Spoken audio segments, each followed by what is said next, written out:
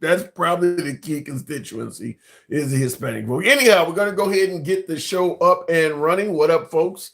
Once again, it is indeed your boy Tim, the handsome liberal, depending on who you ask. This is indeed Friday evening for you folks. We're not quite Thanksgiving. It's Thanksgiving weekend. I guess we could kind of say that. Most of us do have to work a few days next week. Hopefully, none of you folks have to work on Turkey Day itself unless you're being handsomely compensated. I'm no longer a union employee, so I don't work holidays. My time for doing that is in the past. But I've worked many holidays. In fact, I once when I was with AT&T as a union employee, I once worked like 400 straight days. I was just gung ho for overtime, double time, all of the shit that comes with working in the union. I worked a lot of days in a row. Anyway, continuing on with the actual program, President Trump met with Mamdani not long ago. Did you guys get a chance to catch the meeting? Because wow, I'm just gonna say I got a clip I want to play for you, and it is literally the opening clip of Trump speaking in regards to this meeting. As you see on my screen, I'm like, damn, are these people like BFFs or what the hell have we created here? It's almost like these two men.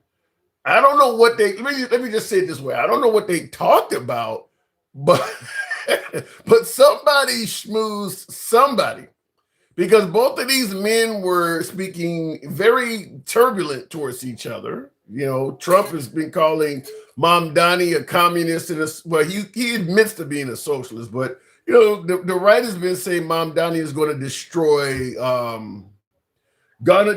New York. He's the face of the Democrat Party, and that means the Democrat Party is all socialist, and they want to destroy capitalism. Not to mention the Sharia law and the Muslim aspect of it, suggesting he's anti-Semitic and all of that shit.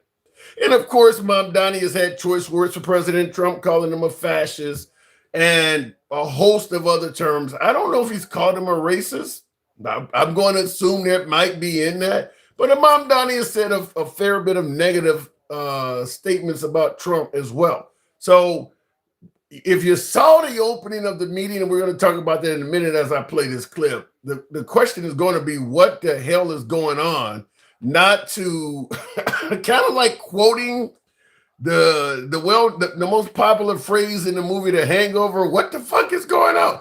This is what I want to talk about. So before we play the clip, I want to ask you folks to tap the screen, particularly on TikTok, help out the algorithm, get the program moving. Tap the screen, smash that like button if you're watching on YouTube. Helps out the algorithm. You guys always know what I say. Brings in more MAGA. So tap the screen, smash the like button, depending on the platform you're watching. If you're watching on YouTube, do us a favor, smash that like button. If you happen to be watching on TikTok, tap the screen, get the likes up to about 10K. We'll take the first caller at 10K. President Trump, opening statement, meeting with Mamdani of New York. We've just had a great meeting, a really good, very productive meeting. We have one thing in common. We want this city of ours that we love to do very well. And I wanted to congratulate the mayor. He really ran an incredible race against, a lot of smart people, starting with the early primaries against some very tough people, very smart people.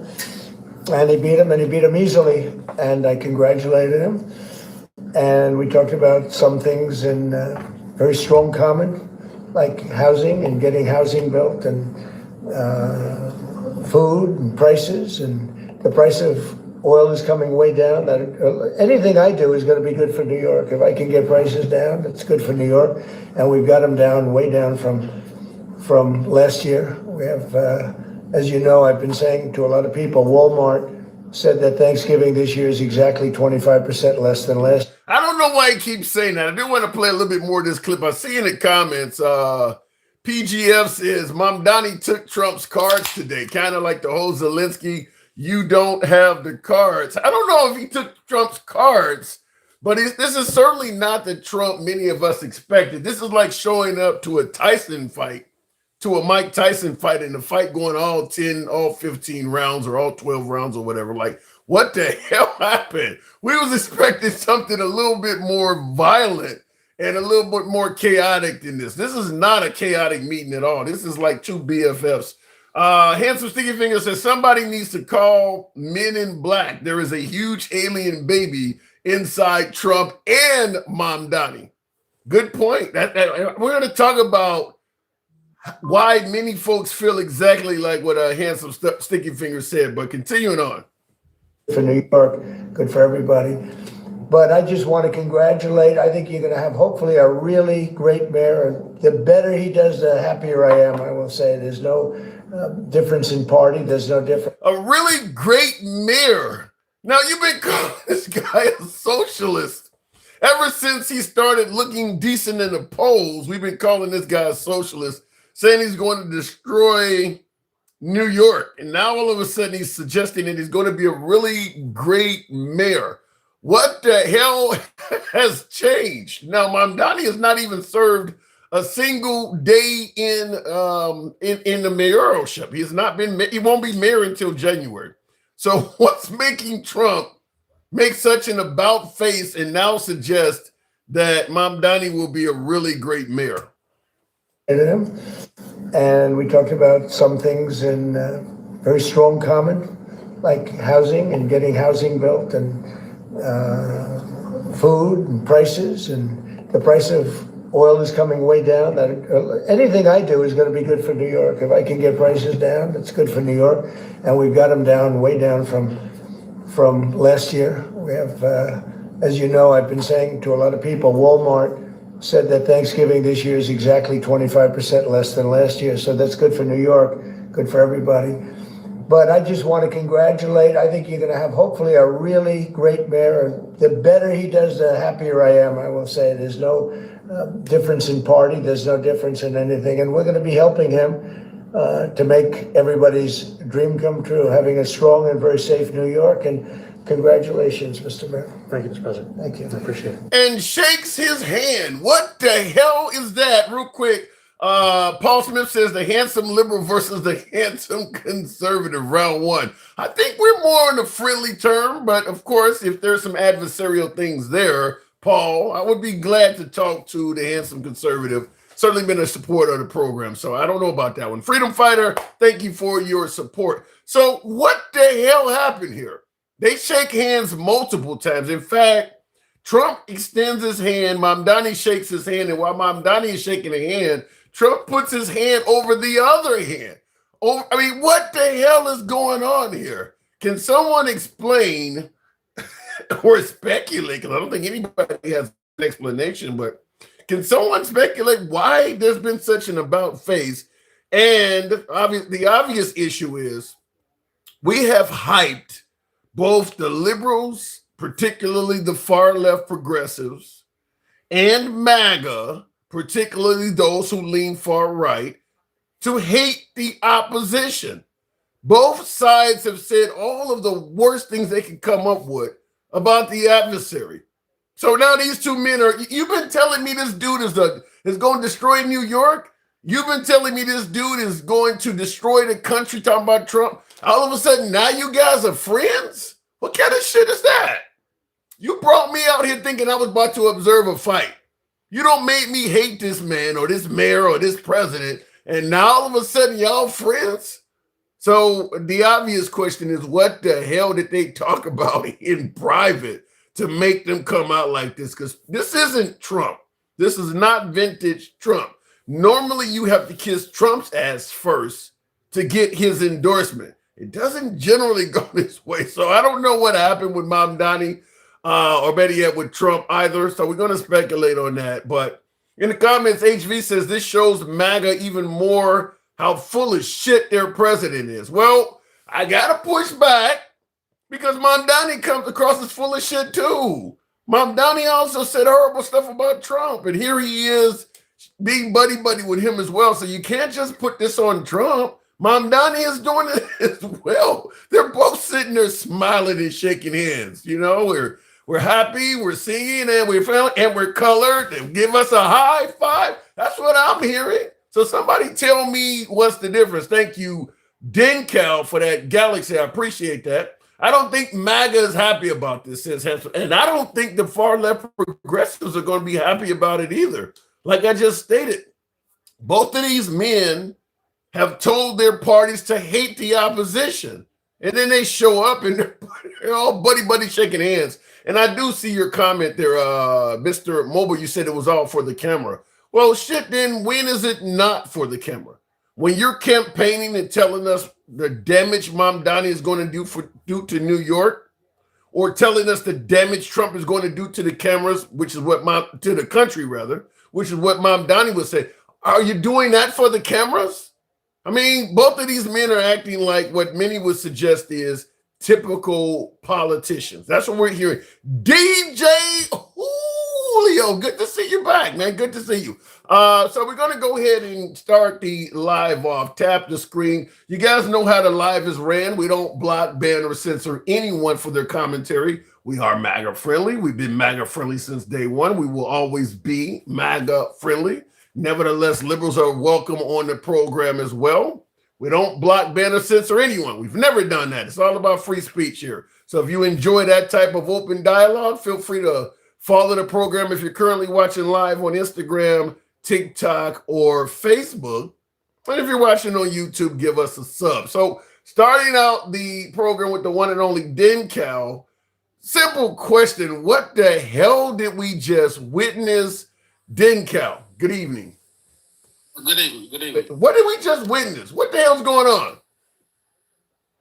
Well, first thing I want to say to all the MAGA, Trump is not, he's neither a conservative nor a Republican. I just want to put that out there in the very beginning of this conversation about what was going on. Okay. Trump has invited every last terror group leader, Muslim, socialists, everybody into the White House and kissed their ass. Mm. I don't believe Mamdani holds the same responsibility as the president of the United States going there and being respectful in the office.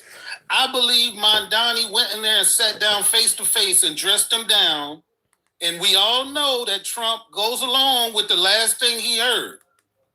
Yeah, but then, Cal, you don't told us that Netanyahu is committing genocide and President Trump is literally helping him do it. Why the hell are you in the White House talking to this guy? I don't get it. I can't give Mamdani an excuse on that. Because the man holds the keys to all the federal funding you're going to need to do what you need to do in your state. It's not the other way around. Now, Mamdani might win in court eventually, but Trump has the ability to hold up them federal funds for months and months and months. So what are you doing? So what are you doing? You're selling out to a dictator to get some money? Look, if you got to do what you got to do to take care of your state, if you're gonna make your state suffer because of grudge you have with a man, then you don't deserve to be in that position. Now, the president, on the other hand, he is supposed to serve the whole country. And if he really believes this guy is a socialist, communist, person that's going to destroy the city, why would he stand up there in front of the world, in front of everybody and say, yeah, I don't think New York is that bad. Now, he done said all of this shit about this man. I don't disagree with you. One's trying to protect his city that he's now going to be in control of and needs those federal funds to do what he needs to do. The other one has nothing to gain by kowtowing to Mamdani. None. I don't agree with that, and I'll tell you why. But even though I understand I'm in the minority on this opinion, most of the viewers so far seem to agree with you. One of my viewers even stated that caller is right here, Tim. Mamdani is doing what we had to do as a politician, or what he had to do as a politician, making connections and helping the people. So, and many people are saying they agree with what you're saying as well. But I don't know. You said so many awful things about President Trump. I get that you're trying to get your hands on federal funding. I do get that. But I don't know. It seems like you would do this behind the scenes. But to meet and smile with him on camera after all of the stuff you said about him just a couple of weeks ago at the campaign, you think the left is going to be in the same mindset as you? Yes, I think the people in New York are probably like, hell yeah, because if he would have took away the funding, who knows? He might even get Trump to go ahead and reappropriate that funding for those tunnels that they were supposed to, that mass transit money that was given by Biden that he took out. Like, we don't know what they had conversations about. And all you got to, anybody knows you can flatter Trump if he sat there across from him and said, man, you see Trump has an affinity for New York. He talk all of that shit, but he loves that city. He was born and raised there. That's who made him. All of that moving shit to Florida was just to make more money. And that's why I disagree with you when you said that Trump has nothing to gain and it's only Mamdani does by working with Trump, because the federal funding comes from Trump. It doesn't go the other way around. Trump is obviously conducting business while being the president. With Mamdani if Mamdani becomes a friendly mayor, that allows Trump to access all sorts of businesses in New York to enrich his family even more. So he may have a lot to gain out of this. It's just for himself. Well, I'm talking about as president. You talking about him as yeah. president.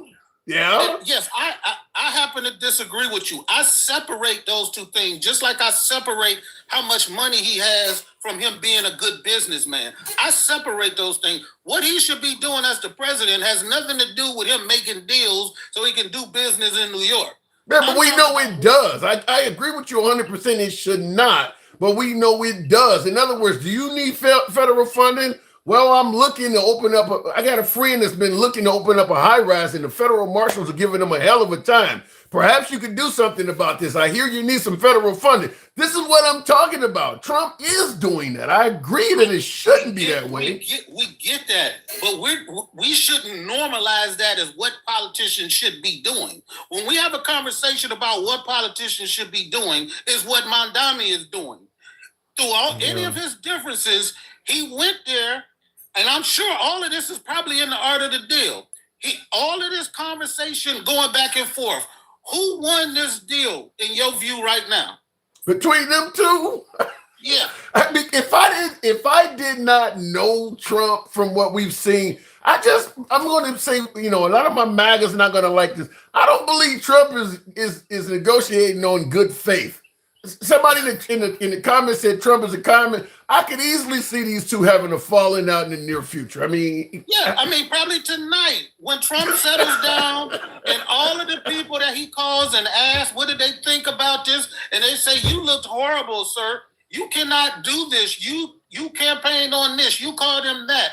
And he'll tweet something out tonight. I'm saying, but at this moment, the man who came out smelling like roses, and you can say, well, the Democrats going to be mad at him. No, they're not. No, you're not going. Didn't count. Most of the key signature promises that Mamdani made while running for office, many of them having socialist overtone. Trump is not going to send federal funding to New York if he does any of that shit. The only way you maintain a good relationship with Trump is to literally go back on all of your promises to the people of New York. The daycare, you're talking about free public transportation, free buses. You're going to go back on all of that shit. Otherwise, Trump is going to renege on you overnight. Exactly. So who had the cards? Who's got the cards? So in other words, the meeting is useless. There is no cards. No, it's not. No, it's not useless. Not for Mamdani, it's not. If you actually try to put forward any of your campaign promises, you're not going to get shit from Trump. This meeting is not going to turn out to be worth a damn. I don't see how. He's going to do it, and Trump is going to co-sign it. Trump talk all of that shit. Trump does not want to see New York go to shit. He still owns Trump Tower and a lot of property and shit in New York. He's still got a lot of business going on in New York. His sons work out of New York where they're making all of these deals with all of these people. He has something to gain, but I'm not saying that that's beneficial to him as the president of the United States. What did he do? What did Mamdani do for his city as opposed to what Trump did for the country? Mamdani smoothed over so far a situation where he said he was going to cut him off. He said all the millionaires were going to leave his state it's his city, and it was going to be a hellhole. Now he's saying, yeah, it's a great city, and I think he's going to do a great job, and I like what he's talking about. And yet, who won that deal? That one specific deal. I'm not saying it's not going to change on a dime. To me, if you win something and it's only based on promises, like Trump got the Saudi prince or something to commit to $1 trillion. If nothing comes out of it, you ain't won shit. It just looked good. I mean, if nothing comes out of this meeting, nobody's won. Something is obviously going to come out of the meeting. You feel confident about that? He had to say something to Trump. Maybe he told him, hey, I'm going to have control over all of that shit you own down there. You want the court cases to stop? You want us to stop prosecuting you? You want us to take away these judgments, the $750 million judgment that's still hanging over his head? Like, yeah, he's got some leverage in there. He's selling out the people of New York. I don't know, man. How is he selling out? Because that $750 million is supposed to go to that damn city that Trump is guilty of ripping that city off. That's what is selling out. You're gonna get this man $750 million personally in his own bank account so that he can take our tax money as a country and help New York out with it. So you're enriching him. Look. We've seen all of the Saudis, we've seen Russia, we've seen every place Trump is going to. Everybody sits down there and offers him all $300 million. He's talking about $20 trillion he's bringing in. None of that shit is going to happen. But guess what? They're going to get the shit from him.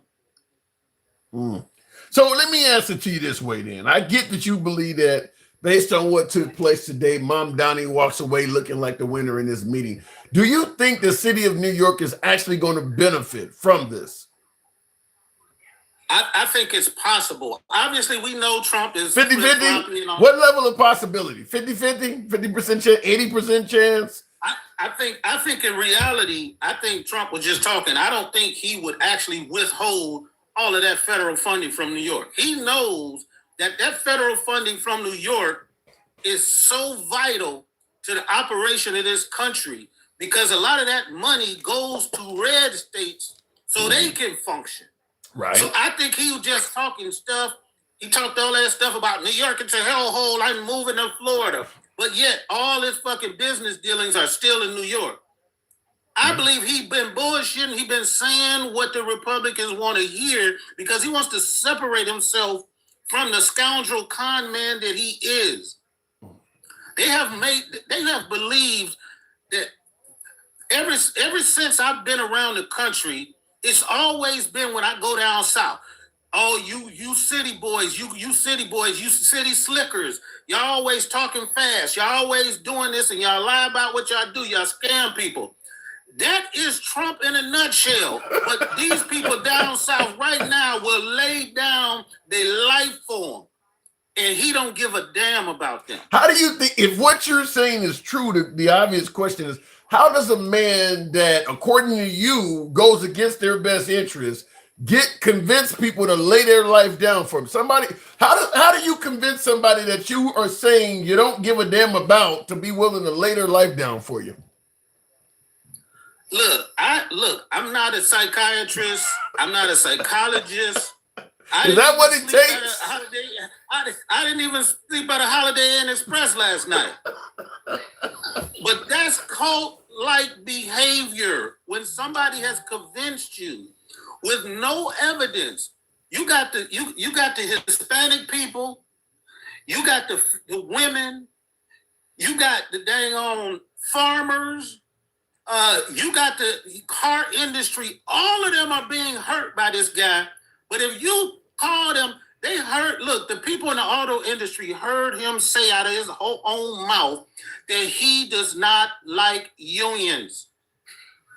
Mm-hmm. He does not like them. He was glad when Elon Musk got rid of those unions and kept them out of his companies. And they still voted for him, saying that he's going to do for them. But let's be real. I mean, this didn't just start with Trump. I don't think George W. Bush and the right under him like unions. The right has never liked unions. So I mean, they keep voting Republican. No, most Republicans don't like unions. Right.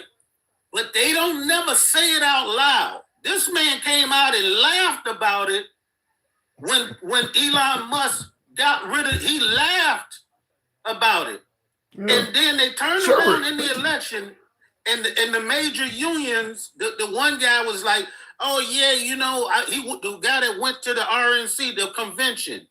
Remember, he went to the RNC convention, and was talk, and they was like, yeah,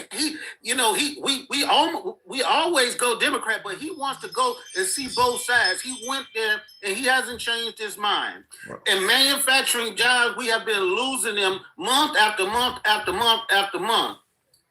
Layoffs by big manufacturers have been happening, and they still say he's the best man for the job. And I think they think because they view Kamala Harris as such a potential fuck up that's why they're saying that. Even though Trump is not meeting all of their promises, I think most MAGA felt that Kamala Harris was going to just destroy the country completely. That's why they're willing to give Trump a pass. I want to ask you something before we move it on. This is a different topic, but now you've heard that violent rhetoric. You've heard this a lot after the assassination of Charlie Kirk.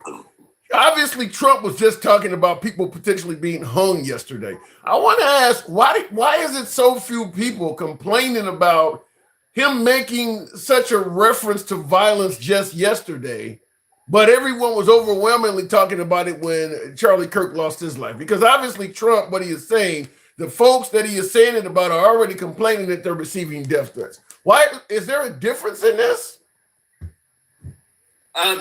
Only the part where they've convinced themselves that everything is a reaction from what the left said. They'll start out a conversation and say, well, the reason why he said what he said was because the lunatic left said what they said. They don't understand that. But wait, hold on. That's the exact excuse they used on Kirk, is that, the reason this happened is because of statements he said. And we all clarified that no matter what Kirk's words were, he didn't deserve what happened to him. But you're saying that what they said yesterday, these 6 Democrats, their words justify being hung? Right. And they literally got on Fox News yesterday and they said, these people are telling the service members to disregard legal orders from the president. Like, that's literally not what they said, but they have fixed it in their minds that is what caused him to say that.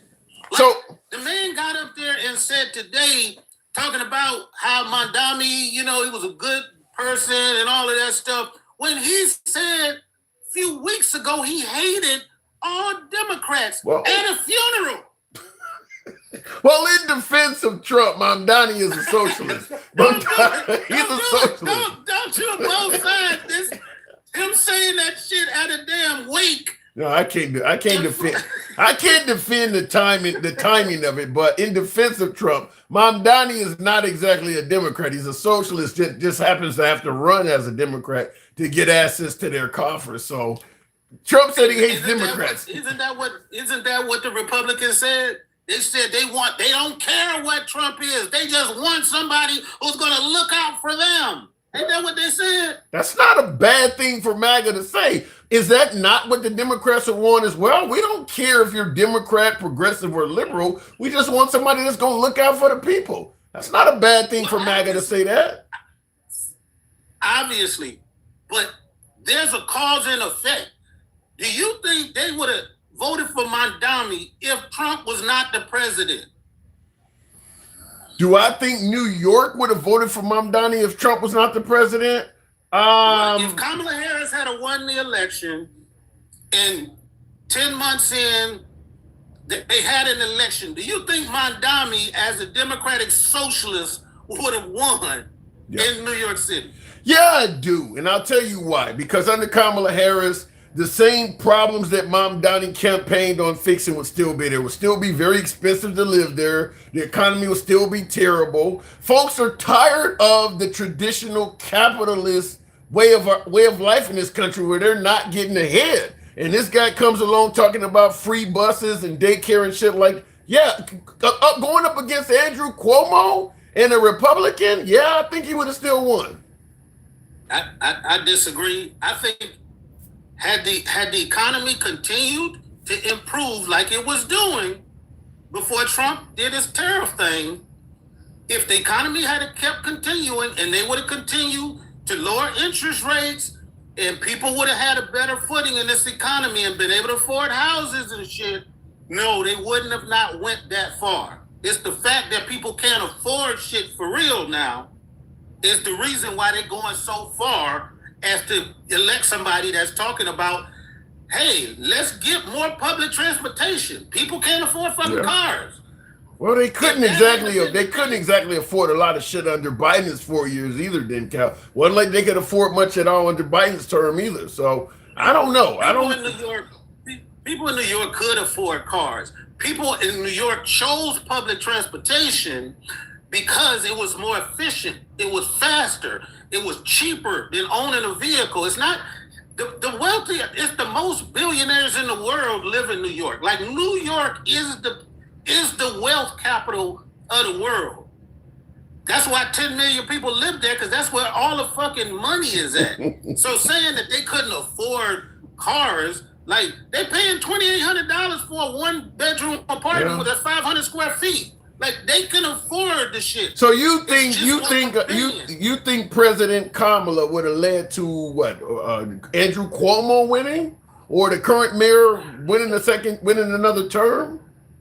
No, I think it would have probably been more people would have been in there. I don't even know because I know probably Eric Adams probably wouldn't have not got into the shit he was into, which he would have still been like, he might have even got reelected. Well, because the Democrats would have probably been saving his ass from getting indicted and things like that. So probably so. Yeah, you probably would have had more Eric Adams. I don't know. Mamdani is a really good campaigner. He smiles all the time. He says shit you want to hear. He sounds kind of familiar. I got to move it on, no Cal, but if you and I disagree on Mamdani, I think he would have still won. You see all the love and support Bernie Sanders has gotten, AOC has gotten. He's just another one of them, in my opinion. So you're saying Mamdani for president in 28? That's soon. That is soon. But let me tell you something. If Mamdani delivers on, let's say, 35 to 40% of his promises for the city of New York, I can see him getting a promotion, governor, senator. I can see it. I mean, listen, he's very young. He's not even 40 years old yet. So he got a lot of national races if he wanted to run for president in 2050, he probably could. So, I mean, there's a lot of time left. So, right, and so, like I said earlier, do you think any of this would have been possible if Trump wasn't the counterbalance? Yeah. If Trump wasn't pushing this country so far right, I don't believe. Look, the country, not the country, but the establishment, they rejected Bernie Sanders because he said the word socialist. I think that, they didn't, some people rejected him, but the city of New York that leans further left than most of the country, I don't think they would have rejected Mamdani. I mean, yeah, at a national level, we may not be ready for Mamdani just yet, but let people keep suffering under capitalism, which the trajectory is you have some good economies, some bad economies, but overall, people are falling further and further behind. I mean, it's just the way it's set up with, you got rid of pensions, you're getting rid of unions. The way the trajectory is set, you're holding minimum wage the same for year after year. There's going to be some good economies in there, but overall, people are falling further and further behind. And the more that happens, the more people are going to be willing to try something else other than capitalism. I give you the last word. I got to move on. Yeah, good conversation. I just want to say, as people have reminded me in the chat, that he's not a natural born citizen, so he wouldn't be able to run. Okay, fair enough. The idea is still the same. I think definitely governor or senator is very possible for Mamdani, particularly of New York. Very possible. Thanks for coming through. All right. Yeah, and moving on with the program, by the way, tap the screen, get the lights on up to 30,000. Less unions, less pensions, people are getting poor. That's what I'm saying, Chris. Overall, the trajectory is American employees are not, I mean, healthcare sucks. If Trump gets rid of what's left of Obamacare, it's only going to get worse. I mean, Trump is talking about in MAGA, my beloved MAGA, are talking about how bad the Universal Care Act is or how bad Obamacare is, but they're not talking about replacing it with anything. They're just saying Obama's health care plan sucks. We want to get rid of that. And I guess go back to what healthcare was like 2007 before that. I mean, it's people are falling further and further behind. They're willing to try something else. Anyway, looking in the comments, by the way, tap the screen, get us up to 30,000, all while giving corporations welfare, says Further Great. I don't disagree at all. And that's what's making people view capitalism more favorably. Trump talks about government running things also. That is true, which goes against the core tenet of the Republican Party, which is small government. That is true. He does often talk about, I mean, the National Guard, all of that stuff is big government coming in and just simply telling the people what's going to go down. Sherbert, good evening or welcome to the program. Get to a quieter spot. Your audio's kind of, repeat that. Let me get to a quieter spot. Okay. I'll give you. Can you hear me now? I can hear you loud and clear. Perfect. Somebody in the comments, Lee Hall said, I stopped buying toilet paper. I use my flag. What the hell? You're wiping your ass with the American. Yeah, I think that's a bit disrespectful, is it not, Sherbert? I mean, disrespectful or not, it's still his free right with the freedom of speech. He can do whatever the fuck he wants with that flag. Yeah, but and you're right, he can. But my God, how does that look? Putting shit on Old Glory. It means he's buying a lot of flags, which is helping out our economy. Now you can wash them. I mean, people use cloth.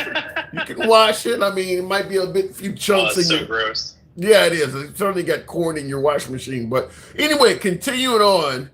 Real quick before we get to the main topic, which is Mamdani meeting Trump. What about what we talked, me and Dencal talked about here, with folks suggesting that words should not have caused what happened to Charlie Kirk, but many of the same folks are suggesting that the words coming from these 6 Democrats, Trump is somehow right to suggest that they should be put to death or hung? What say you? Do you know what borderline personality disorder is? Would be like being bipolar. You go this way one day, the next day you talking this shit. Yeah, for the most part, it's just a little more. Are you saying we may have elected somebody? Bipolar. Are you saying we may have elected somebody like that? Oh, 100%. And it very much is whoever talked to him last. It's whoever he's going to favor. And so yesterday, he talked to Stephen Miller, and today he talked to Mamdani. And so groceries, old-fashioned term, like, Jesus Christ, man, stick to your principles and have it. But this flip-flopping shit, that's why we call them taco tits. I don't know about the tits. I never heard that part. So let me ask you then, if you believe he has, personality disorder and it's all about who talked to him last, do you think anything is going to come out of this meeting with substance? No, but it's all a show anyways. It's all just him wanting to get on camera and, glad hand and do his extra long handshake with Mamdani. None of this fucking matters, Tim. None of it. So the whole thing was a bunch of bullshit. 100%. But Mamdani's got to do it, and Trump can't help himself. Mamdani is the one that set this up, Sherbert. He didn't have to do that. Is he? I thought Trump set it up. No, Mamdani is, from what I hear, Mamdani is the one that reached out to Trump. Maybe. But again, he has to do it. He has to put on a bad face. Why? When he said, if you come after one of us, you come after all of us. That doesn't mean you can't work together. It means you can't come after us or else we will fight. It's not saying it won't work at all. You went and met with somebody that you're accusing of participating in genocide and fascism. And you're telling me that Mamdani doesn't look scarred at all by doing that? Hey, he's got to play the game, Tim. He literally got elected to play that game. I thought he got elected to fight the game. Same thing Trump got elected to not be a typical politician and not be a typical insider. Both of these men got elected to not do this shit. Were we duped? On one side, absolutely. On the New York side, maybe. but we'll see on that one. We know what Trump is. We're not really sure what Mamdani is going to do, but hopefully some good. So you kind of agree with me that it's very unlikely that Trump was negotiating with this guy in good faith. No, because he's going to go talk to Stephen Miller or some Zionist that got really pissed by when Mamdani said he's not going to go to Israel. And then he'll send out another mean tweet about it, and it all starts over and over and over again. So how long before these two are infighting again on social media? I give it 48 hours. That soon? Holy shit. Yeah. 48 hours? Have you seen Trump stay on any topic for more than 2 days? 48 hours though? That's you think Trump and Mamdani gonna be having choice words for choice? They're not even gonna make it to Thanksgiving? Nah, no way. I mean, as we know from Trump, he's gonna send out another psychotic holiday tweet here. Yeah. So I'm just waiting on that one. Yeah, we know his Twitter account is always going. I mean, maybe because his family hates him, every time there's a holiday, like he then explodes and says the most vitriolic shit ever. So I think that's what's happening. You're saying Trump's family hates him? Well, not Eric. That guy's a simp. I mean, the daughter, the one that's married to Jared Kushner, Ivanka. Yeah, the one that hasn't been around at all for the last year. I don't think it's that she hates him. She might hate politics. Politics is toxic. I mean, I think some of these folks may realize the writings on the wall that Trump is going to leave behind a name that's going to be forever controversial and toxic. So maybe she had enough after the first term and like, I don't want nothing else to do with this. She made a lot of money from the Saudis. Her husband did. Oh yeah, she benefited, but you saw as soon as he lost that election, she disappeared. Yeah, I don't fault her for doing that. Okay, you're dealing with this. That was the right move. Huh? It was the right move. Yeah, you get in, get what you need, and get out. She's set for life. She will one day inherit whatever her dad leaves behind or a chunk of that. I mean, she's more than set for life. Why have to deal with the drama of politics? Kind of like what Michelle Obama appears to be doing. I don't want nothing to do with this. I'm set for life. I can be out here with my husband watching him on the beach surfing. Why the hell do I want to, have to be at risk of getting shot every day and doing campaigns and shit? I can understand it. I mean, I don't know what we disagree on here, Tim. So, but if you're Mamdani, you take this meeting with Trump. Well, again, it's whoever he talked to last. So if he is the one that set this up, then he might get some brownie points. Trump might do him, not so dirty. But because he's so bipolar and borderline personality, it won't matter. But he still tried. Yeah, I don't know. I hear Denkow said the same thing, and a lot of the audience agree with Denkow. I kind of understand it, but at the same time, like I said, I feel so strongly that Trump is not negotiating with this guy in good faith. It's like what I told Denkow. Oh, never. Yeah, I mean, if Mamdani tries to even deliver on half of his promises that he made during the campaign, Trump is going to be saying all kinds of awful shit about him because he campaigned as a socialist, giving away a bunch of free shit. So I don't see how this meeting was even worth it. Well, I generally agree with what you were saying with Denkow about if he can play nice, his family is going to get more contracts in New York and do all the business in New York.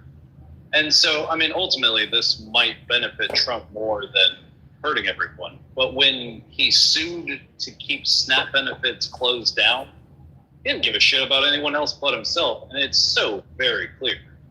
Now, in regards to that, because I think they said, 40% of SNAP recipients are in red states, something like that. There's a lot of Republicans that receive SNAP.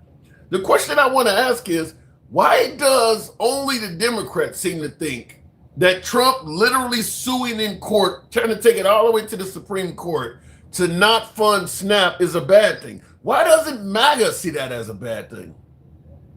Cruelty is the point. Even if it's to themselves. Yes. Doesn't matter. They got to go with their co-leader. Wow. I mean, how dare we spend our money on needy people like me? That sounds awful. So against their own best interest just to defend Trump. Oh, definitely. And I'm going to ask you That's something. the thing about the cult. If you're going to drink the Kool-Aid, it doesn't really matter if it's going to hurt you. That's what the leader said. And Mono in the comments says, "Wow, what a turd." Okay, so you obviously don't agree with him, but I want to ask, how does one get a cult? Because this sounds like some good shit. You got people that like you so much that they will actually support you, even if it's bad for themselves. How does one get a cult? Tim, if I knew that, I wouldn't be worrying about my next rent payment. Yeah, yeah. I mean, there's a few chicks out there I wouldn't mind being cult like. I mean, it just seems. I mean, like shit. Really, no matter what I do, you still got my back, huh? I mean, it just seems like something worthy of dealing with. So at the end of the day, these two men wasted all of our damn time. And what about Mamdani?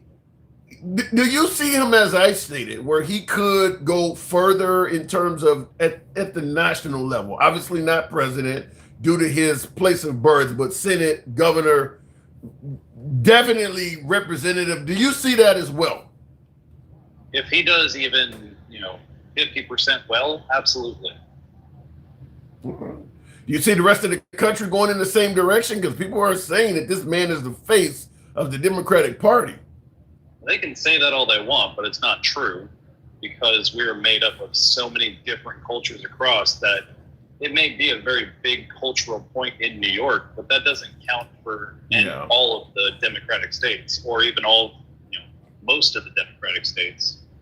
So I'm from California, and he resonates pretty hard with that same idea out there, but that doesn't really matter for the middle of the country. Yeah. What about what my last caller said, that if Kamala Harris was our president right now, Mamdani would not be the mayor of New York? I generally agree with that. Equal and opposite reactions. And so the balance has swung so far to dictatorship and authoritarianism that socialism doesn't sound so bad. But Bernie says it. No, fuck you. We'll burn you at the cross. So you actually think, just like he does, that Mamdani is just a counterbalance to Trump? That he couldn't do it as a standalone. He needed somebody in there like Trump to get it. That's definitely a factor. I think with his advertising and his personality, he would have gone pretty far, but he may not have won so handedly. Wow. I don't know. I think the guy would have won. I don't know, man. Okay, I'm on the opposite side of both of you folks. I think the guy ran a brilliant campaign. He got out there and I mean, listen, AOC did something similar. She got out there and actually talked to the people, individual dollar donations. I mean, because what is it? Andrew Cuomo. I don't know who else would have ran against him, but I don't know. I still think he would have pulled it off. I mean, a lot of his strength is just not being a 70-year-old man. Yeah, that too. But and so in the next midterms, I really want to see a lot of our representatives get replaced by 35, 40, 45-year-old people. No more. That actually might have a little more at stake to make the world run better, the country run better, because it's going to affect them and their children, not just, my grandchildren, I'll be fine. So no more Chuck Schumer. No, fuck that guy. Hakeem Jeffries can go too. Well, Hakeem Jeffries not that old. No, but I don't like him. Who do you like? Who do you see? Because Trump is obviously the face of the Republican Party so much that they're talking about a third term. Who do you see on the Democrat side that would make a good face for the party? Tim Walz, Bernie Sanders, AOC, Tampon Tim, as they say. You think Tim Walz, governor of Minnesota, could pull it off? Oh, yeah. I think he could have won if he had been the lead on that ticket. Wow. Tim Walz. I actually thought Tim Walz was a good pick as well. I mean, he checked off a lot of boxes that, in my opinion, the next candidate needs to be a straight white Christian male. And he checked all of those boxes off. He's also a veteran, but they still found little ways to tear that guy to pieces.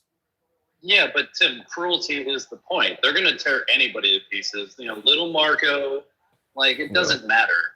Meatball Ron, Meatball. I thought it was Ron DeSantis. Meatball Ron. That was one of them. He came up with 20 for Ron DeSantis. Wow. I hear Marjorie Taylor Greene has a few of them now. What did he call her?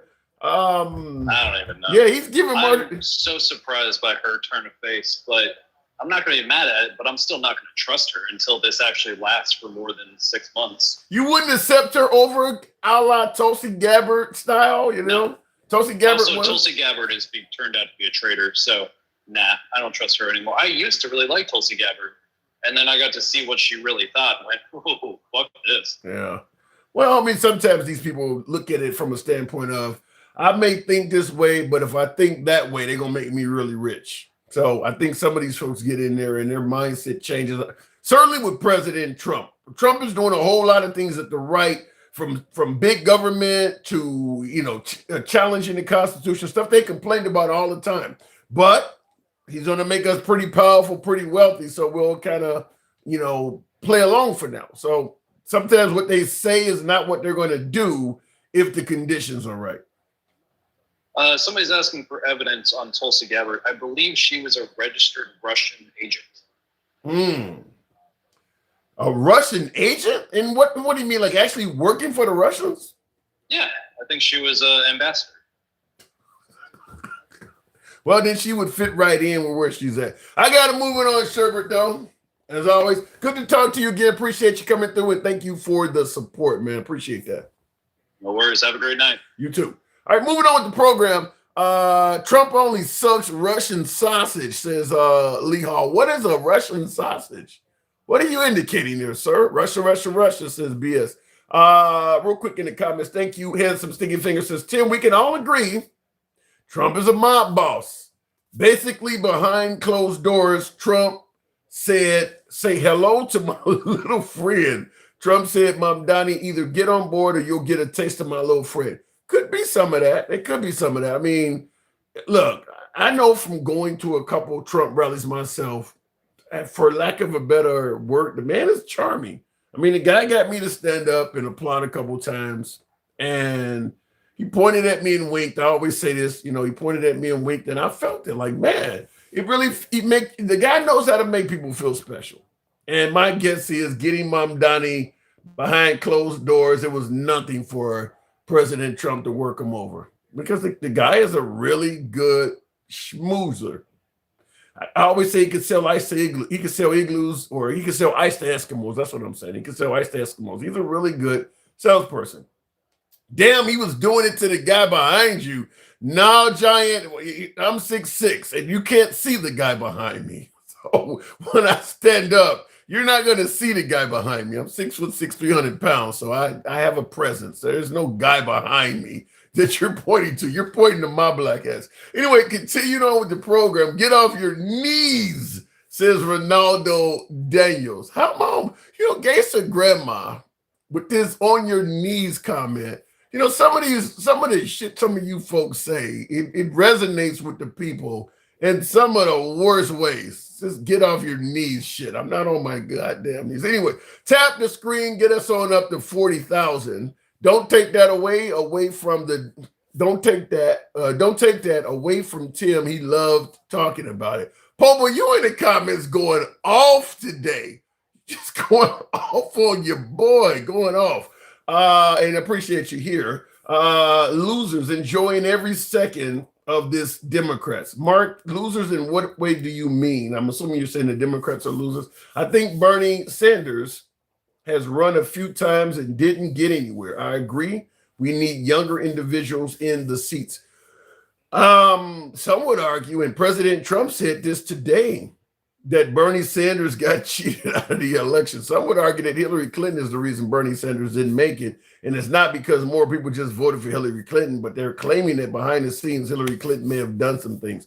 Trump said that the reason he and Mamdani were getting along so well is that they agree with a lot more than he originally thought they would. So somebody should ask him, what the hell do you agree with Mamdani on? I would like to know. Let me go back to the box, tap the screen, get us on up to 40,000. Let your thumbs not be lazy. Continuing on with the program, James Harper. Good evening. Welcome to the program, James. Future predictions, a realistic scenario, and credible names. United States of America bid to host the 2042 World Cup will be announced, followed by the selection of the United States as the host. 2042. All All right, James, good evening. What's going on, Tim? Not much at all. Did you happen to see any of the footage from Mamdani and Trump meeting? Yeah, I saw some of it, but I mean, this is just like when he went and met Kim Jong Il. It's a photo op. That's nothing more, nothing less. So once again, you don't believe, just like my other two callers, you don't believe nothing's going to come out of this. No. So if you feel that way, my other two callers feel that way, what the hell was Mamdani feeling? Did he know he was there wasting his time? I think it's customary for new mayors to meet the president at least once. They're going to end up having to communicate at some point, especially if something happens in New York City that he needs federal help with. Yeah. But see, that's what I was saying to, I believe, my first caller, Dencal, is that if that's the case where you got to meet him because it's customary or whatever, you don't have to meet with this dude on camera and let you guys have this schmoozing talk. You know Trump is not doing anything really behind the scenes, especially if it's somebody that he previously talked about. He wants to have that on cameras in people's face. Well, is there any way he could, I mean, you're telling me, so Mamdani does not get the option of meeting with him unless it's in front of a bunch of cameras? No, Mamdani actually said while he was campaigning that he would happily meet with Trump. So yeah, he was already going to do it. Mm.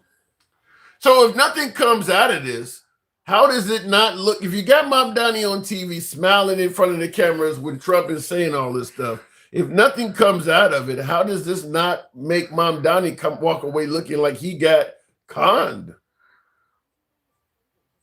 It would be a lose on both sides because nothing really happened. But we all know Trump is a puppet. What he says he's going to do, it won't matter if the people around him won't make it happen. Yeah, but how is it? I think it's more of a loss for Mamdani if nothing comes out. How is it a loss for Trump? What does Trump lose? I mean, Trump is, as you brought up Kim Jong-un, Trump has met with a ton of people. Red carpet for Putin. He's met with a ton of people that nothing came out of, and his supporters are still there. Mamdani is the one. And Trump has done the same thing with Kim Jong-un. He praised Kim Jong-un. He praised North Korea. Yeah, and then what ended up happening? I'm not disagreeing with that. That's turned around and talk shit about Trump right after that, and Trump didn't do anything about it. Yeah, but what I'm saying is, Trump meeting with Mamdani, if nothing comes out of that, you're right. He met with Vladimir Putin. He met with Kim Jong-un, and nothing came out of those meetings. His side of the aisle is used to him meeting with people and nothing coming out of it. Whereas Mamdani's folks may not have that type of accustomed nature of, useless meetings. Trump supporters ain't going nowhere, no matter how many useless meetings he has. You think Mamdani's supporters are going to keep riding with him, even if he does stuff and nothing come out of it? I think they're waiting for him to actually do his actions before they judge him. Like, this is just all about press options. Like, we don't know what kind of person he is until he actually takes that oath and starts trying to implement policy. Do you think he can really accomplish all of that shit as only a mayor of a city? He's going to get major pushback, but one of the people that pushed back against him is looking like a jackass right now because he got all that praise from Trump. Well, you and I both are agreeing the praise from Trump is only temporary. As my last caller said, the shit is going to be over with before Thanksgiving. I mean, so that praise from Trump, you're not going to be to cash that in. That's phony money. Yeah, I mean, at the same time, it does, but it basically looks bad to the people that were talking shit about him, especially the governor of New York. She was one of the main ones saying like, "Oh, yeah, none of this is going to happen. He's this kind of person. He's that kind of person." And then you got Trump sitting there praising him right there, right after that. It makes whatever she said looks completely asinine. Yeah, but that's temporary is what I'm saying, James. Right now, she looks asinine. But if my last caller is right, and Mamdani and Trump have a falling out within a few days, then she can come back and say, I told you so. This was a useless meeting. So she may be resurrected the minute they have a falling out. You're right. It might be like that, but like I said, we have to wait and see. Do you feel confident this relationship is going to remain strong between Trump and Mamdani? No, because of Trump's nature. Like, so you're not waiting to see it. You already know. Name one relationship Trump has had that remained positive. Him and Melania.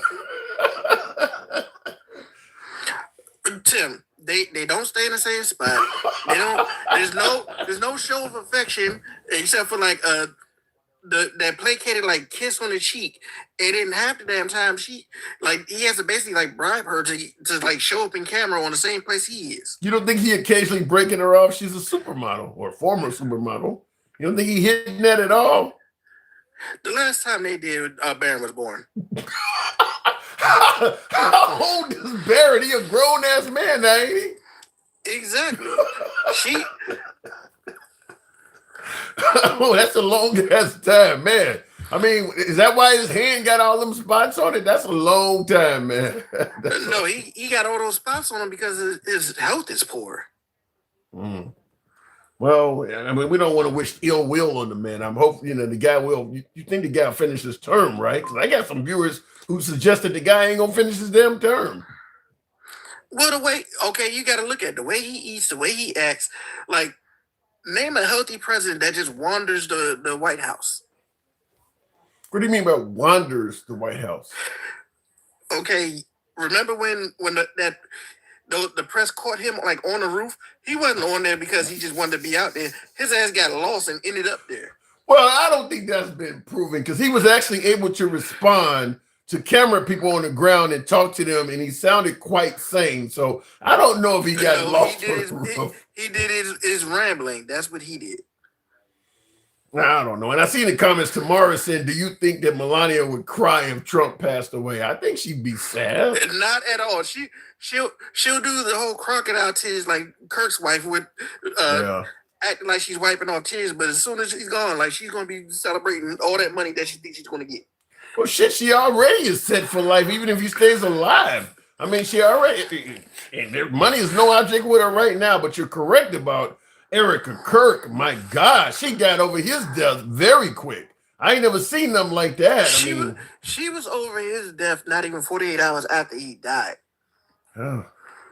Maybe that was not necessarily a match made in heaven as they were portraying, but yeah, she really did not seem to be that torn by his death at all. So some cases are like that. So also, speaking of them two, what about the notion that violent rhetoric can lead to stuff that like what happened to Charlie Kirk? Yet President Trump is out here talking about members of Congress potentially should be hung. Do you see any comparison there? Okay, you got to remember, like Trump told people to fight like hell, and your election's going to be stolen. What did they do? No, but that ain't exactly talking about killing anybody, though. I mean, now you're talking about hanging people. What does fight like hell mean? We did say go. Remember, you got to remember, conservatives, they're all about, one day the government's going to be tyrannical, and we're going to have to fight. We're going to have to fight them. That's why they're all about small government. Well, I had some conservative in the comments said they went and protested peacefully. Trump said it was a love fest. Okay, I'm in D.C. That's a goddamn lie. That was the FBI. That's what I'm hearing. That was the FBI and Ray Epps. Okay, who's in charge of the FBI, Tim? Don't start fluffing the chief now. Don't start what? Fluffy the Well, listen, Trump was in charge of the FBI for a few more days, but we were told the FBI was there. But it was his people. Like there wasn't Biden didn't get no people in there that can do anything like that. Those were those people. So you saying it was the FBI that made that noose? It was the FBI chanting, "Hang Mike Pence." No, a chant is a chant. Pigs in a blanket fry them like bacon. I mean, people make chants. I don't know, but I do agree with you that the rhetoric was promoting violence. Then they say it was peaceful. Like, what's peaceful about beating somebody with an American flag and a Trump flag? What's peaceful about tasing Capitol Police? Well, they suggested Antifa was involved in a lot of that stuff. Okay, they say that all the time, but why would Antifa do anything like that when getting rid of Trump was part of what they wanted? Why would they go and sit there and make a violent thing if they're already winning by getting somebody else elected instead of him? Well, shit, you seem to think this stuff has to make sense. I didn't say any of this makes sense. No, I'm not saying that. Like you just said, things don't make sense because MAGA they don't work with sense. They don't work with logic. Yeah, I mean, I can't disagree that it would make no sense for Antifa to go there and do that when they would normally be celebrating that a liberal's coming in office. So all that stuff is them trying to make excuses because they don't want to admit that their people were being violent and acting like what they considered the left doing. No, I mean, somebody said in the comments you should bring up some of the video of that attack, of that incident, and tell us that was some. What else are you saying there? Giant robot. Listen, I don't have a lot of defense for what happened on January 6th. And by the way, I think at this point about a half dozen of Trump's pardons have went on to commit additional major felonies. I just heard the other day that one of his white collar pardons. Has some conservatives trying to say like it's the Democratic Party that's violent, but if you actually look at data, most violent actions and stuff like that, especially political, come from right wingers. Like there's actually studies. That's why they try to take it off of like government databases because it proves that point. Well, I will tell you it is because a lot of folks are saying it shows the left are the most violent after what happened to Charlie Kirk. When President Trump is now talking about, hanging, he kind of neutralized a lot of the Charlie Kirk stuff. I mean, you can't say that we need to tone down stuff after what happened with Charlie Kirk, and then now the president is talking about, people should be hung and things like that. So he's kind of moved the dial back by even saying something. And he didn't do it once, he said it twice. I mean, first he talked about, they should be executed. I think he used the word executed. But Tim, they couldn't even prove that the guy who they say shot Kirk was even leftist. They were talking about like that guy was like a groyper. He was more a Nick Fuentes guy than anything else. Yeah. Based on what you're talking about Tyler Robinson, that's the name of the assassin. I don't see enough there. I mean, if you take away the fact that he had a transgender partner, there's not anything else that shows this guy's left. We don't even know that part is true because like that text that they had, that was ChatGPT. Because name one millennial or anything like that talks anything like that. Yeah. I mean, I saw it. There was no abbreviations, no emojis. It definitely did not look like how young people talk on the text. But I will say that even if you give them what they're saying, which is this guy had a transgender lover or whatever, you take that person out of that kid's life or that guy's life, and there's nothing else there that makes him a pure leftist. I mean, he's well accustomed to firearms. I mean, his family leans heavily to the right. There's cops in the family. They're very religious. He just sounds like a right winger. Without the transgender stuff, there's nothing there. And by the way, like, has anybody ever seen anything that suggests this guy's a card carrying Democrat? So look, you have to make him be leftist to make it make sense. It's the same thing about the guy they said shot Trump with that assassination attempt. There was nothing that guy had or said that made anybody believe, oh, he's a card carrying Democrat. He's just trying to do that. It was another one of those things where they didn't do their job in investigating and they just coming up with shit because they had to get in front of this as fast as they could. Well, it helps the narrative too, though. I mean, if the target is the other side and you can point to how the other side is trying to kill us, that really helps. I mean, so you're gonna, if anything happens to any conservative, if you're conservative or MAGA, you kind of want it to be a Democrat because it does help the cause. Just like the same thing in reverse. If something happens to a liberal, you're going to have plenty of liberal networks hoping that is MAGA because it helps the cause. You're right, Tom. But like I said, these guys, they're quick to push that. And let's call it what it is. This the DOJ that it is now is a shell of what it used to be. Like, instead of keeping like the competent people, they just kept the loyal people, and the loyal people are the ones that were desperate for power that didn't know what the hell they were doing. Well, this absolutely is a government that rewards loyalty over actual experience. There's no denying it. I mean, I'm assuming they want experience as well, but loyalty is more valuable if you're trying to join this administration than experience. It's hard not to deny that, but I want to ask you something else before we move on real quick. I was going to talk about it on the show. I haven't brought it up that much, but President Trump has given the Ukraine until Thanksgiving to agree to the surrender terms, which are essentially everything Russia wanted when they started the attack 3 years ago. They want 20% of the Ukraine. They want Ukraine to shrink the size of its military, no contact with NATO, no NATO member. So basically, Trump is acting like a Russian asset, because how do you go in and talk about you're a negotiator, but you're heavily favoring one side over the other? Yeah, based on what I'm hearing, there's nothing in it for the Ukraine. So I guess you could say something like that. But one of our biggest adversaries, we got our leader sitting there like basically letting them run roughshod over everybody. And instead of actually trying to help these people, he's like, no, you should let these people like run all over you, because you already know as well as I do. The second they agree to that, what's going to happen? Russia's going to go push even harder. Yeah. I think most of Europe probably would say the same thing. If you agree to what they're offering, so they're going to come back. They clearly want all of the Ukraine. They don't want 20%, but they'll take 20% now so that they can rest, reestablish their military, et cetera, and do it again in 5-10 years. They're going to take that 20% and they're going to start trying to rip Ukraine's resources so they can come back stronger. And it's going to be the same thing that NATO's already afraid they were going to try to do, because they already know Russia's not going to stop. Yeah. Not to mention, if you agree to their terms, you can't even strengthen your military to defend it if it happens again.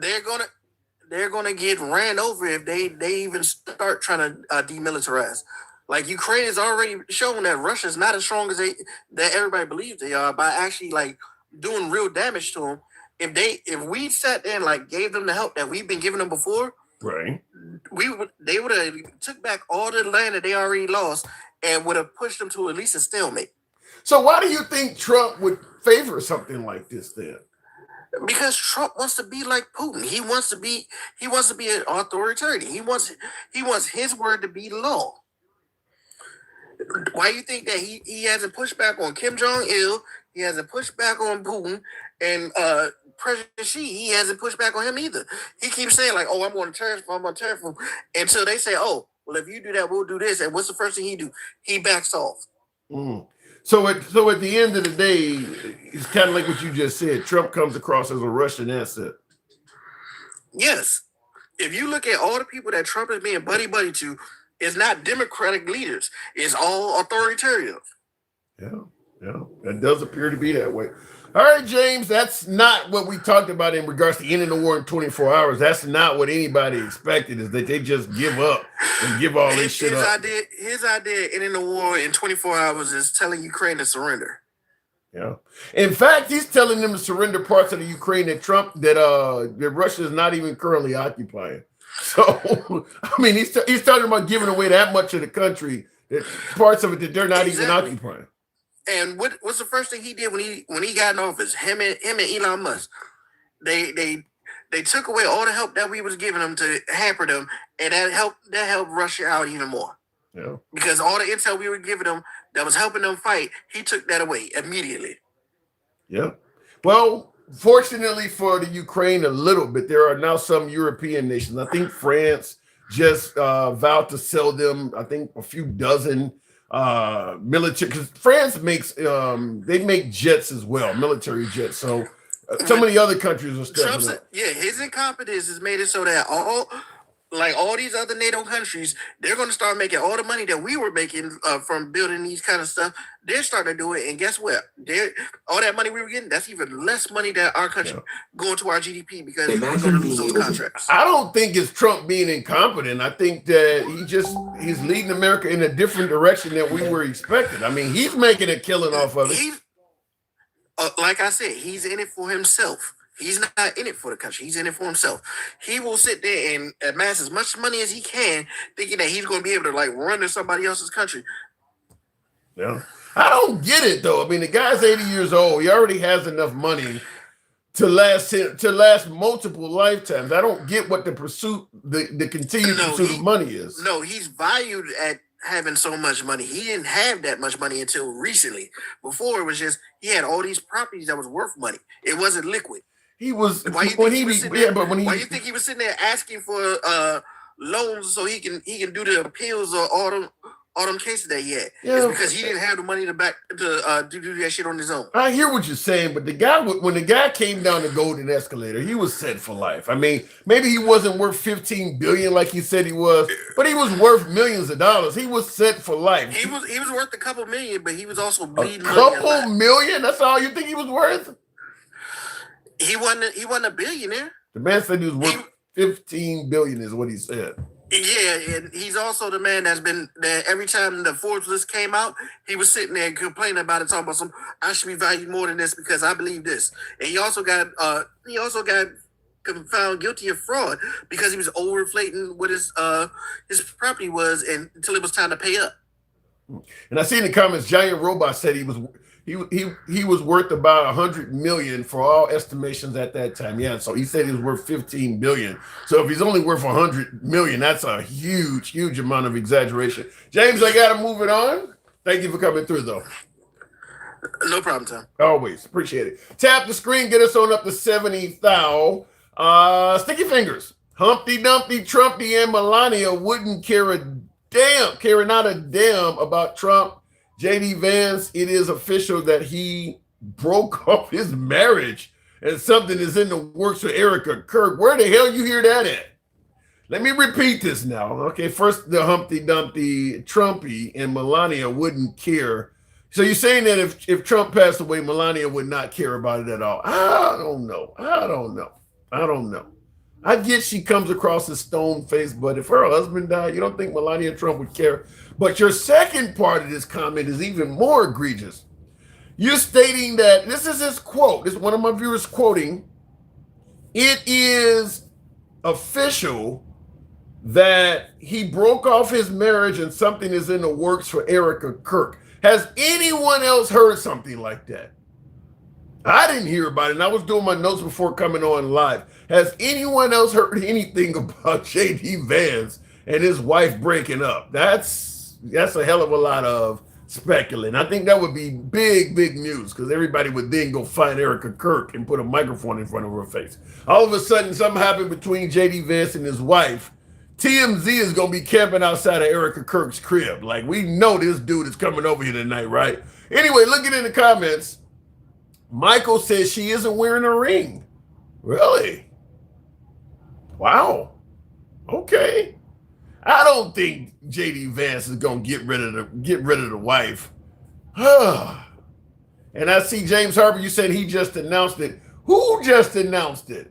Who just announced that? I got News Nation playing in the background. I'm not seeing or hearing any of this. Who just announced that JD Vance is going to be a bachelor, one of the Washington's most eligible bachelors? I have not heard that. Come on, JD Vance is married to an Indian woman. His children are mixed, just like Kamala Harris. Now, his children are white. Kamala Harris is the one that's Indian and Jamaican. They're going to call JD Vance's kids white. That's all lies about Vance separating. Paul Griffin, until I hear otherwise, I agree with you.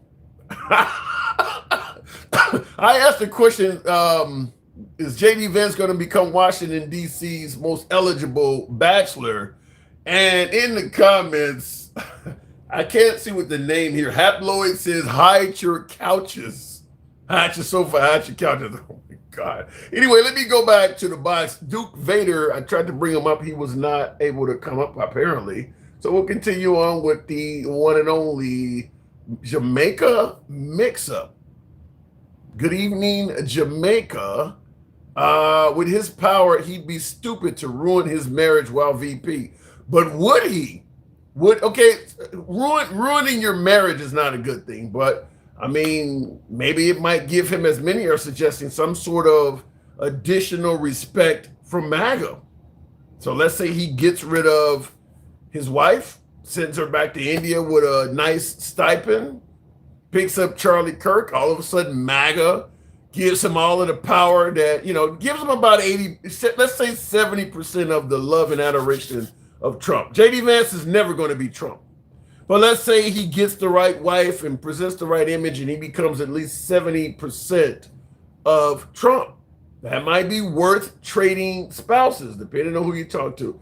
Going back to the box, we'll go to Mike. Having problems bringing up a few folks. The Heritage Foundation wants him to leave his wife. Based on what, HV? What evidence do you have that the Heritage Foundation wants J.D. Vance to leave his wife? Mike, good evening. That sounds diabolical. What am I missing?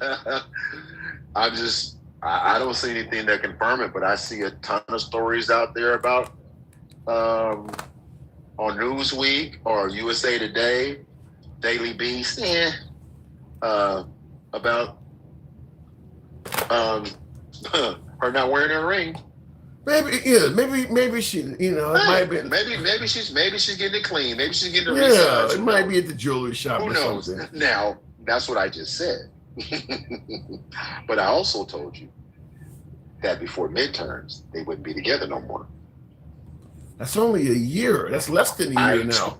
When that photo came out, Tim, you go back and check your lives. I can find the date for you and send it to you. I told you this shit would not last 2 midterms. I do remember you saying it, but I don't know. I mean, you know what, Tim? Sometimes you come off like you do anything for $1. Shit, I'm not getting the motherfucking dollar. I'm not actually getting the dollar, goddammit. Sometimes you come off like you might, you might do anything for a couple of bucks. You might throw your ass in a circle for a Klondike bar. Sometimes you come off like that. I'm not saying you would. I'm just saying. Listen. Let me be clear. I like money just like the next man. There's certain things I might do, certain things I won't do, but I do have a line. There's certain lines I won't cross. I'll give you a perfect example. I've had a host of folks come and tell me that if I hosted a program with the same mindset of, let's say, Officer Tatum or Candace Owens, I could make a hell of a lot more money. I absolutely believe that is true. There's nothing better for MAGA than to have a person of color bashing people of color. I have a line. I won't do that. A guy at Fox, I used to talk. A lot of folks have told me that. I won't do that. So there's not a number. Ooh.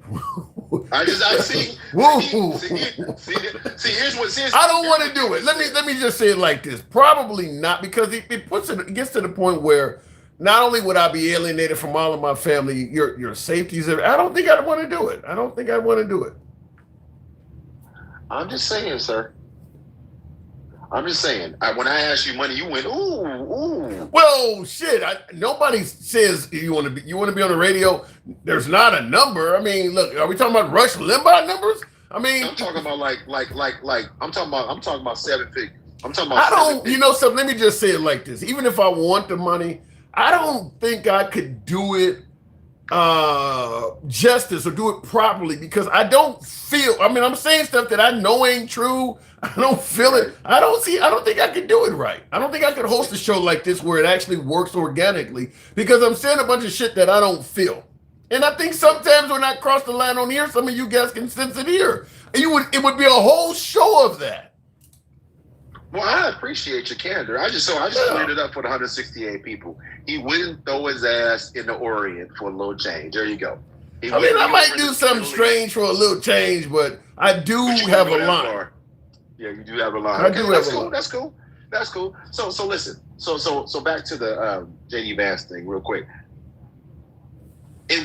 Nothing would surprise me with this administration, and I believe that that's where that's headed. I believe that getting rid of the old lady, huh? I 100% believe that that's where that's headed. I'm not wishing it on him. I'm just looking at the tea leaves.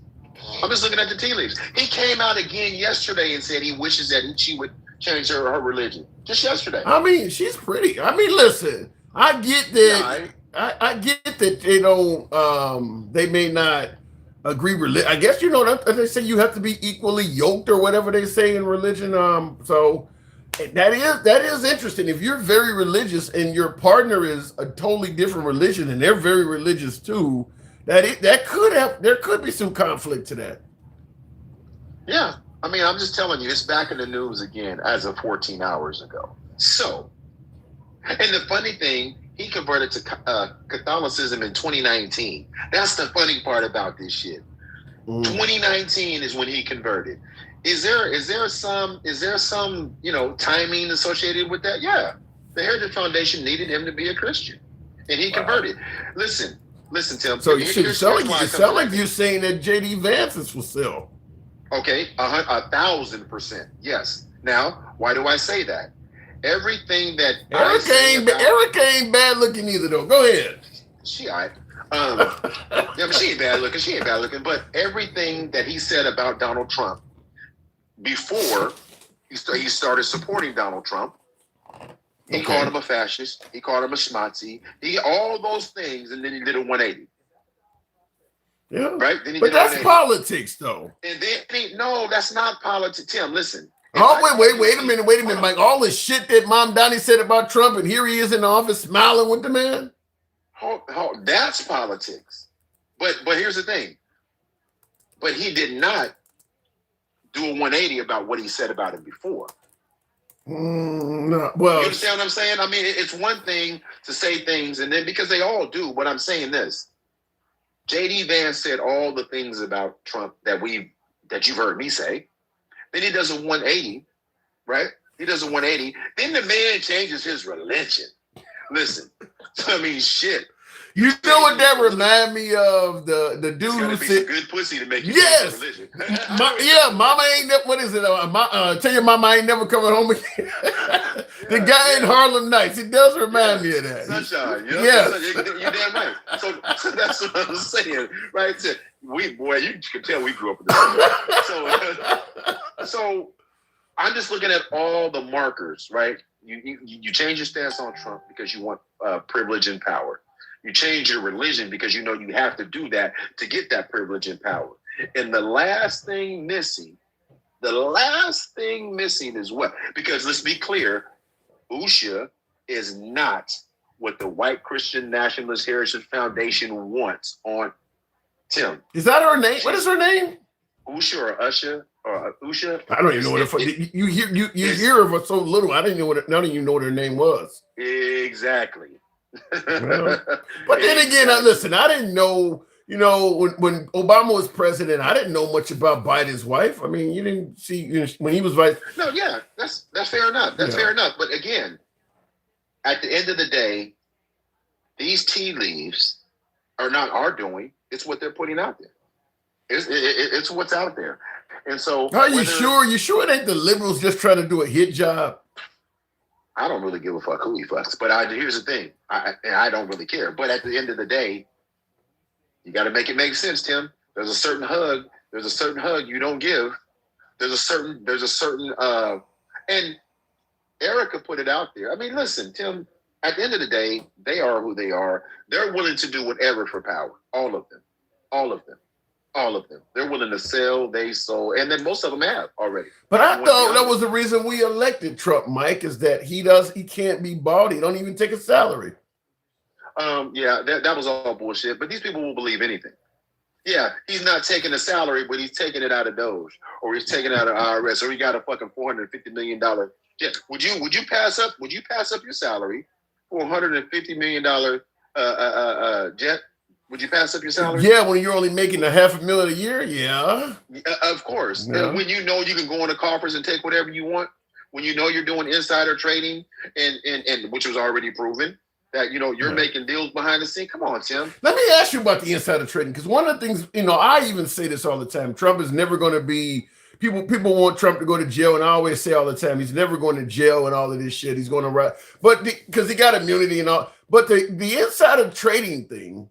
They didn't give him immunity from that. I mean, obviously, the emoluments clause, he is a businessman while president. He is cashing in on some of the policies he's legislating. So is it possible that once he's out of the White House, charges could be pursued on that? Tim, first of all, let me be clear. I don't, my faith in what will happen to Trump afterwards. Listen, Trump has done enough to be in prison 2 lifetimes over. Damn. Yeah, I mean, he's 100% unethical.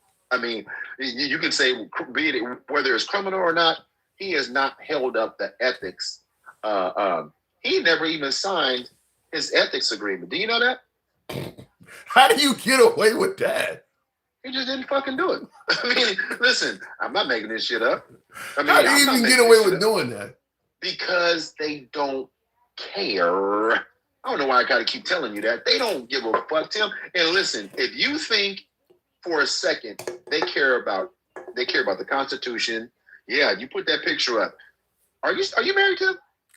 We don't talk about those things around here. Okay, cool. But that hug right there, we get your feelings slapped the fuck out.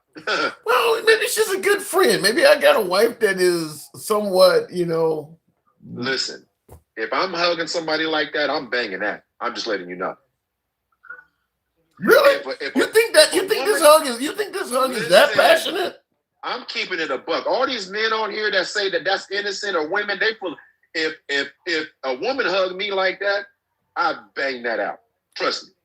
Wow. I mean, listen, if she hugged me like that, I would certainly be thinking about it because I'm feeling titties and all. But at the same time, some people are just a little bit. I mean, Richard Simmons used to jump up on people. That don't mean he wanted to fuck you. I mean, that doesn't mean he didn't either. What did you just say? Are you kidding? Say that again. Use that analogy again. I said Richard Simmons used to jump up on people like that. That don't mean he wanted to fuck you. Yeah. Okay. All right. You test that theory and get back to me. He's dead. He's dead. Yeah, well, find another one. Find another one. Look, ridiculous. Other than the fact that she has her hand on the back of his head, it's just a really tight hug. Now, yeah, I know you can say whatever you want, but if you look at the comments, nobody in the comments agrees with you. And matter of fact, they all liberals. Of course, they don't agree. I know. And listen, any Republican that's okay with that, listen, I bet you won't get a man that's come up here and say that shit was okay with his wife in the room. If he does, tell him to turn his camera on. I bet you most MAGA would watch Trump hug their wife just like this and then shake that man's hand before he left the crib. That would mean that they're cult members. They probably would let him bang their wife. Oh, well, that's different. That's different. Well, you don't think so? Handsome Sticky Finger says 1,000 points. Mike is right. Look, I mean, the hug looks challenging. I mean, the hug looks interesting, but I don't know. And then she don't have a ring on and all that. Come on, Tim. He's dead. Huh? He's dead. Oh, you mean his wife don't have a ring on? I'm talking about his wife don't have a ring on. Yeah. They don't care. But here's the thing. So you were talking about Mamdani today. I didn't see any of it. I've been running. I've heard. And did he call him a fascist in his face? He actually was questioned by the media about, how he feels about after calling Trump a fascist. And he was stuttering, hesitating. And Trump said, go ahead, you can call me a fascist. Trump told him, don't worry about it. And he was like, yeah, that was it. They asked him, do you think that Trump is a fascist? And he was kind of hesitating to respond. And Trump tapped him don't worry about it. Go ahead and say it. And he's like, yeah, and that was it. Yeah. Yeah, I'm sorry. I'm looking at the comments. Everybody's saying, yeah, it would be a problem in their house with that hug. Just listen, Tim. It is what it is. But here's the thing. Mamdani is going to do. Mamdani is going to do what he has to do to go there. But do I think that I heard you earlier. By Thanksgiving, Trump will say something crazy. It might even be by tonight. Well, Mamdani got to give him a reason to do it first, though, don't he? No, he doesn't. Fuck, no, he doesn't. Do you think every tweet that Trump has had is because somebody said something?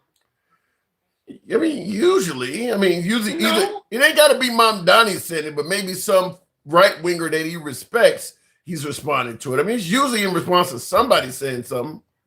Yeah, exactly. Somebody's saying something, and he wakes up in the middle of the night raging and shit. Just spouts. This shit won't last a week.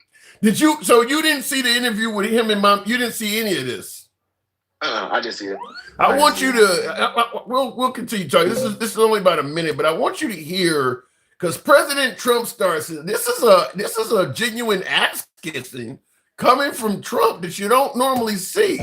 You're coming on the air with some breaking news. You're looking at live pictures right now out of the White House. You can see President Trump right there as our camera settled down, and you can see New York City Mayor-elect Zoran Mamdani standing there with him. The two have just met. Thank you very much. We've just had a great meeting, a really good, very productive meeting. We have one thing in common. We want this city of ours that we love to do very well. And I wanted to congratulate the mayor. He really ran an incredible race against, a lot of smart people, starting with the early primaries against some very tough people, very smart people. And he beat them easily. And I congratulated him. And we talked about some things in very strong common, like housing and getting housing built, and food and prices, and the price of oil is coming way down. Anything I do is brag going a to little New York. bit. If I can get prices down, that's good for New York. Big dog, and we thank got them down, way down from last year. We have, as you know, I've been saying to a lot of people, Walmart said that Thanksgiving this year is exactly 25% less than last year. So that's good for New York, good for everybody.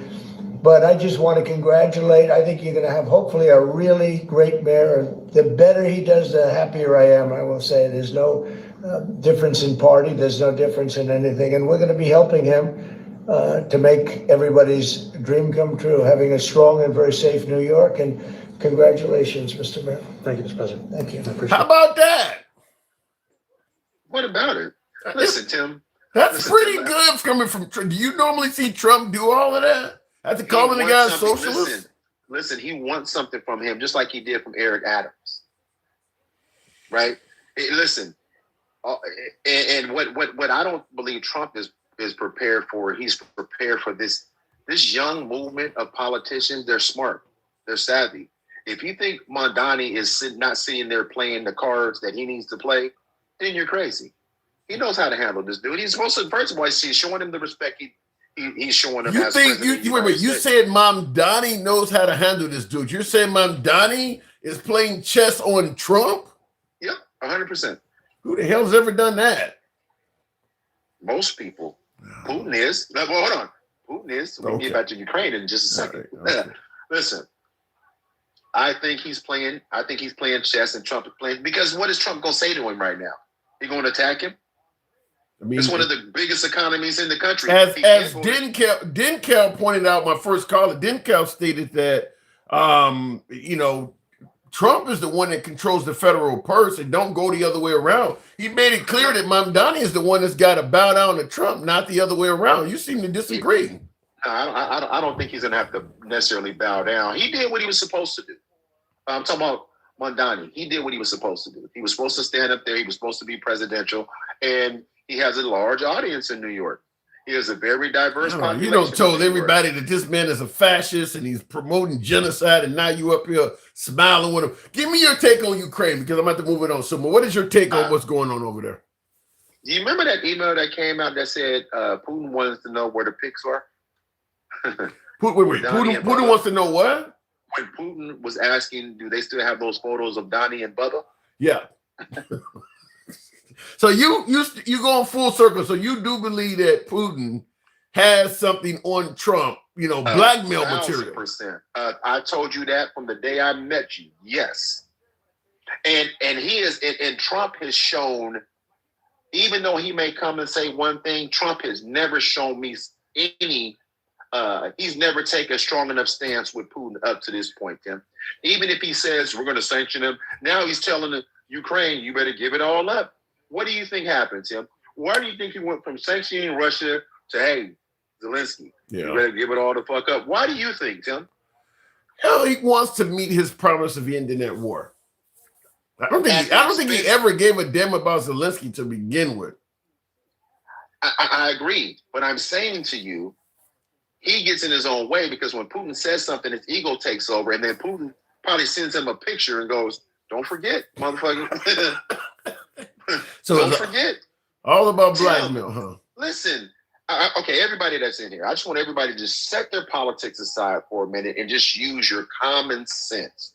If I took pictures of your wife and put it all over the internet, Tim, how could you ever really trust me from that particular point again? Yeah, I don't have an argument for that. I don't have an argument. I don't have a counter for that. He just sanctioned Russia. He just told Russia it would be very bad for them if they don't move. And then he turns around and he tells Zelensky, hey, listen, on second thought, you didn't need to give the man what the fuck he wants. And why do you, listen, Tim, it's not what Putin said to Trump, because we know people say that stuff to Trump all the time, right? Right. People say stuff to Trump all the time. The only thing that would move Trump is a Trump card, pun intended, that he can't escape. But I was told that unlike Biden and the liberals, one of the benefits of getting Trump is that he is more respected worldwide than the Democrats are. You seem to be saying something different. I think. Listen, let me further that statement. And you're right, Alter Ego. I didn't say it was on the internet. I just used the internet as an example for Tim. But let me say this: if I had that dirt on you, Tim, are you trusting me to be an honest broker now? Are you trusting me to be the honest broker that I'm the only one that has that shit? Who else does Russia? So based on what you're saying, then it's a good chance eventually we're gonna receive that shit eventually, because otherwise, Putin. I mean, once Trump is out of office, what are you gonna just start doing? Making Trump give him payments out of his own account? Well, it's not even about the money. See, this is what I'm saying though. For Putin, this isn't about money for him per se. He has enough leverage on Trump. He can say, "You're going to give me Ukraine, and you're going to shut the fuck up about this, and you're going to shut the fuck up about that, and I'll leave you alone about that." What is happening right now? He is willing and dealing, Trump. There's no argument to that. He just laid out the red carpet for him. He got our military out there on their hands and knees, straightening the red carpet for him. He's shaking. He's giving him applaud. He's in the back seat of the limo. Come on, Tim. Come on, Tim. I'm not 100% with you, but I'm up there. I mean, it does, for all intents and purposes, it does look like there is some reason why Trump does not follow through on his threats with Putin. Because this is what they told the left when Obama made the red line in the sand in Syria that he was a pussy because he didn't carry out his threats. Trump has made like a half a dozen threats to Russia, and they haven't bowed down to any of them, and he hasn't carried out any of his threats. So it does make him look weak on Russia. Yeah, he looks weak on Russia, and it's going to get weaker and weaker and weaker. And don't think that people in Trump's orbit that know other stuff won't leverage that shit either. I think Marjorie Greene Taylor knows shit. I think Laura Loomer knows shit. I think Laura Boebert knows. I think there's a lot of people in his orbit that know shit. I do. Wow. That's going to be a whole lot of people. That's going to be hard to keep all them people quiet. My guy got to move it on, right. But that's we're going to have a hell of a 3 years then, are we not? I don't think it's going to be 3 years. I think midterms, it's a wrap. Is there anybody that believes this man is going to finish his term on the left? I got people. I don't think. First, I just don't think it's going to last, because all of this can't last, Tim. Listen, we got the Apple Dumpling Gang running the government. We got the Three Stooges and the Stooges running the government, Tim. That shit ain't gonna last, Tim. It's not gonna last. We just hope that. I hope that we don't have military personnel unalive because of it. I just listen, and U.S. citizens not unalive because they keep messing with these cartels. Yeah, I'm telling you, man. I done told you what I think about that. I tend to agree. Once you start treating the cartel as terrorists, you kind of give them a no-win situation. I mean, fuck it. We might as well do something. He gonna kill us anyway. Now he's over here in our homeland doing it. So, I mean, you don't leave him with any other option but to fight back. Might as well send a couple bad batches of that booger sugar over the border and he let you deal with it over there. Jesus, that would be bad. That could be really bad. That would be horrible. But what else are you asking them to do?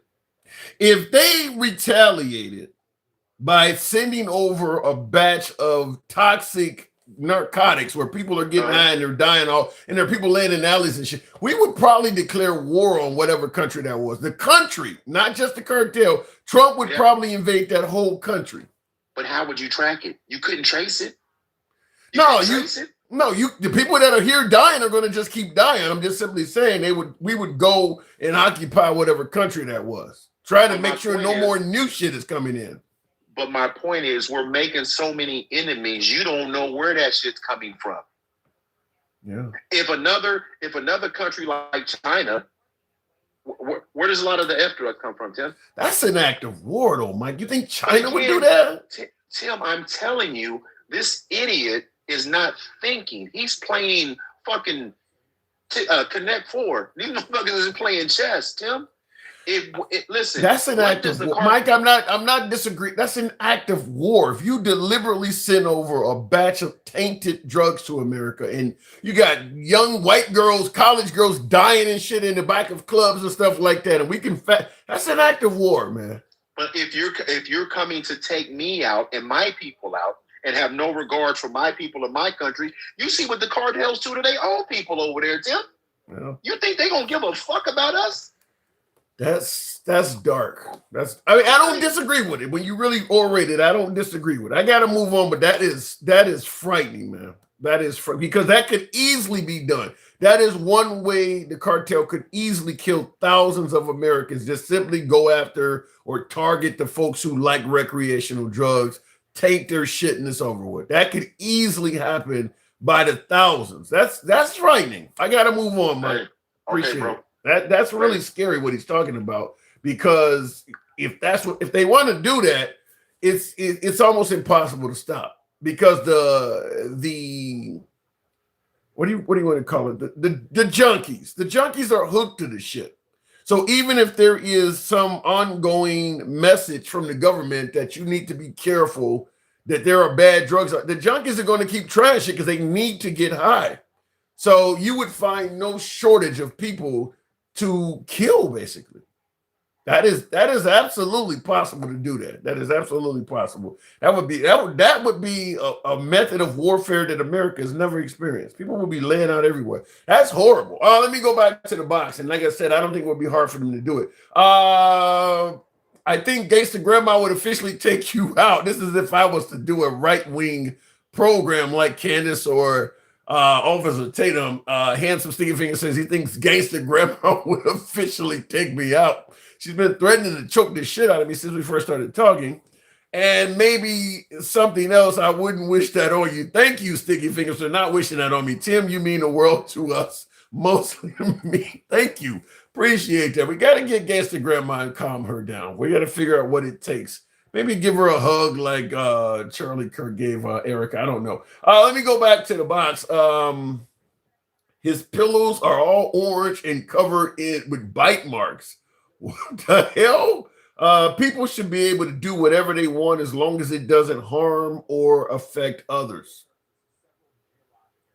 I don't totally disagree with that, but oftentimes when you're doing whatever the hell you want, it is some way, somehow affecting others. Like people say prostitution. You should be able to do what you want. It doesn't affect others. Well, it does affect others. The traffic, there's all kinds of other crimes involved with it, STDs. I mean, it does. I mean, so most things you do that you don't believe is affecting others, it ultimately does affect others. Looking in the comments here, I see you there, Maga Reacts, grocery shopping. Let me go back to the box. The one and only DJ Julio.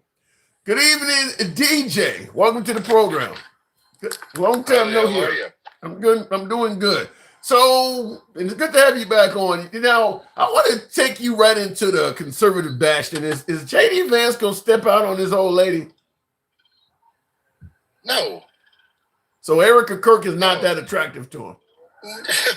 Listen, first of all, hugs are hugs. That hug with Prince Charles, whatever his damn name is, that's a defensive hug. This right here, this on my screen, as Cat Williams would say, this shit right here, this is a defensive hug? That's a defensive hug. What is she trying to defend herself from?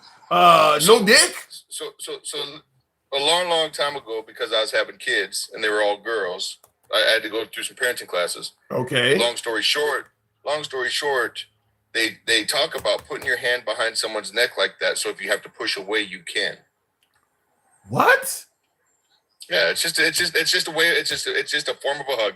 It's not a good hug. It's not a bad hug. It's a hug. So she's hugging the vice president and taking It's just the way that with all the attention she gets because of Charlie, or that she got because of Charlie, it's just probably how she started hugging people so she could control her body language. It's all it is. I have never heard it described that way. So this is a defensive hug just in case she has to push away from the vice president?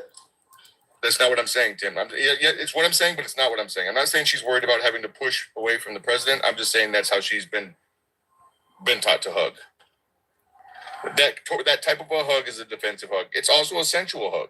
I have never heard what you're describing.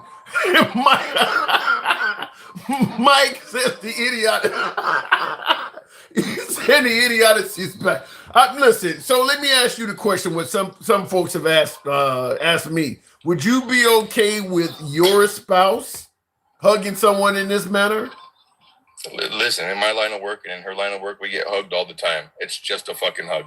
And they hug you like this? I mean, he got two hands. He got two hands around that waist. Fucking hug, people. I mean, I gotta say, just a hug. I got a shot. I mean, look at he got two hands. He's gripping all of that.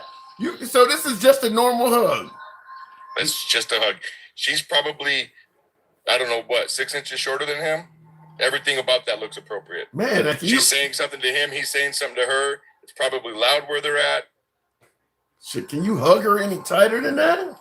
God damn, he got a handful of hair. That actually, I'm getting turned on. I don't know. I think the problem, maybe the problem with the left is y'all don't get enough hugs. You take hugs, but you don't give them. I mean, I get hugs, but it don't normally get like that. I mean, I gotta say, just watching this shit is kind of turning me on. But go ahead. Then you gotta love the people. Then you gotta love the people you're hugging. You gotta care about the people you're hugging. Now, if they weren't friends, they're probably not hugging that way. She's probably gonna put her hand more on his shoulder, like right on the front of his shoulder when she hugs him. That's just. Everybody reads so goddamn much into this administration, trying to find something to be pissed off about. Well, the problem fucking is, people, you fucking suck. All of you suck. You can't find shit on this administration. You never will. You never have. Nothing sticks. I don't know about that, DJ Julio. I'll say that nothing sticks, but I won't agree with you that they didn't find shit. It's just he found ways to get out of it. They found stuff for the administration. And nothing that was bad. I think his claims on the election in 2020 was bad. He just found a way. That's right. I still think that's right. Okay, so they found that. That was bad. I mean, there's some things they found, I suppose. All right. So I mean, he's so let's not say they didn't find anything. He just found a way to finagle his way out of it. I mean, the 34 felonies, if he hadn't won, whether you agree with the felonies or think they're a witch hunt, but regardless of how you feel about it, they had 34 actual confirmed felonies on him. He was going to be sentenced for that. He would have probably, at the very least, did a little bit of jail time and paid a hell of a lot of fines. He was going to go down for that. No, he was never going down for that. You can't go. He already went down for it. Innocent. You gotta innocent. You can't. If he was guilty, Tim, he'd be in jail. He's not in. Oh shit! Hang on. He's not in jail because he became president, and they dropped all that shit. Oh, so he was a felon 34 times, and they thought, fuck it, he won. You think our justice system works like that? So you're telling me that if Trump had not won the presidency, he would just have 34 felonies out there and they wouldn't have done nothing to him? He'd still be a free man because he's fighting every one of those. And until those appeals are done, the sentence can't commute. And I don't think he would have won all of those. I really don't. I see in the comments. He's still winning it. They're done. They're gone. Everything is gone. They didn't have anything to take him down on. I mean, seriously, if you think that they are going to, the establishment, if you will, or the justice system, are going to let this man walk when they can hang the most freaking powerful, they're going to. Thank you, big dog. Thank you. No, listen, I agree with you that they wanted to hang the guy. I think the problem is they no, I don't think it's a matter of them not being able to do it. I think the issue is they treated him with the respect that a president should get. And if they had the chance to do it again, those cases would move faster. Jack Smith, Merrick Garland, all of them would have moved a lot quicker. They gave him an out. But eventually, even at the rate they were doing that, if he didn't win the presidency, he would have paid the price on some of that shit. The fake electors, when he got the mugshot down in Georgia, he wasn't going to beat that. He was not going to beat that. I mean, apparently he did. He's not in jail, and he doesn't seem to be ever going to go to jail. Yeah, listen. They're going to say and put across. And if you guys still believe all of the media, and I'm not saying Fox and the right wing media doesn't fucking inflate some shit or, you know, reword things so it sounds better. I'm not saying that we're perfect on our news side either. News is freaking fallible, and it has been for the last 10 years, for sure. The last 10 years. It probably a lot longer than that, but certainly for the last 10 years. But I totally disagree with you that he would not have been facing some jail time had he lost the election. I think they were going to go after that guy. Certainly with the way he would have been trolling in the background, saying all kinds of negative shit about Kamala or whoever won. I definitely think they would have went after him, and they would have gotten him. I agree 50% of that. I don't think they would have ever gotten him. If they would have gotten him, they would have gotten him before the election. They wouldn't have let the stall taxes. Judges have all control over the schedule of your trial. They don't. Let me say this. They have the final say, not the all control. They have the final say on your scheduling for trial. Yeah, what I'm saying is, they had a strong case. They wouldn't have let Trump stall as much as he did. Well, if they knew that Trump was going to become president and get all those charges dropped, I really don't think they would have let him stall the way they let him do. That's what Trump didn't win because he's innocent. He won because he stalled until the clock ran out. That's what helped him win. We never know what Jack Smith actually had because all of that disappeared when Trump became president. Same thing with the Fonnie Willis stuff. We don't know what all he had down in Georgia because it disappeared when he became president. We do know he was convicted in New York of those 34 felonies. Would that have resulted in 0 time served? No fine, nothing at all. I don't buy that. Not to mention his ability to operate as a businessman would have been greatly reduced because of all of that stuff. Yeah, and you have some solid points for your hypothesis. 100%. Didn't they stop his children from being able to do business in New York because of some of that stuff? For a short period of time. Yeah. So I don't know. Like I said, I do know that would happen to me or you if we were facing some shit. If I was doing some shit in business and then all of a sudden the state was like, "Nah, I don't think so, Mr. Haran," and then all of a sudden, now my business has to stop. Well, if my kids work for me, then they have to stop too.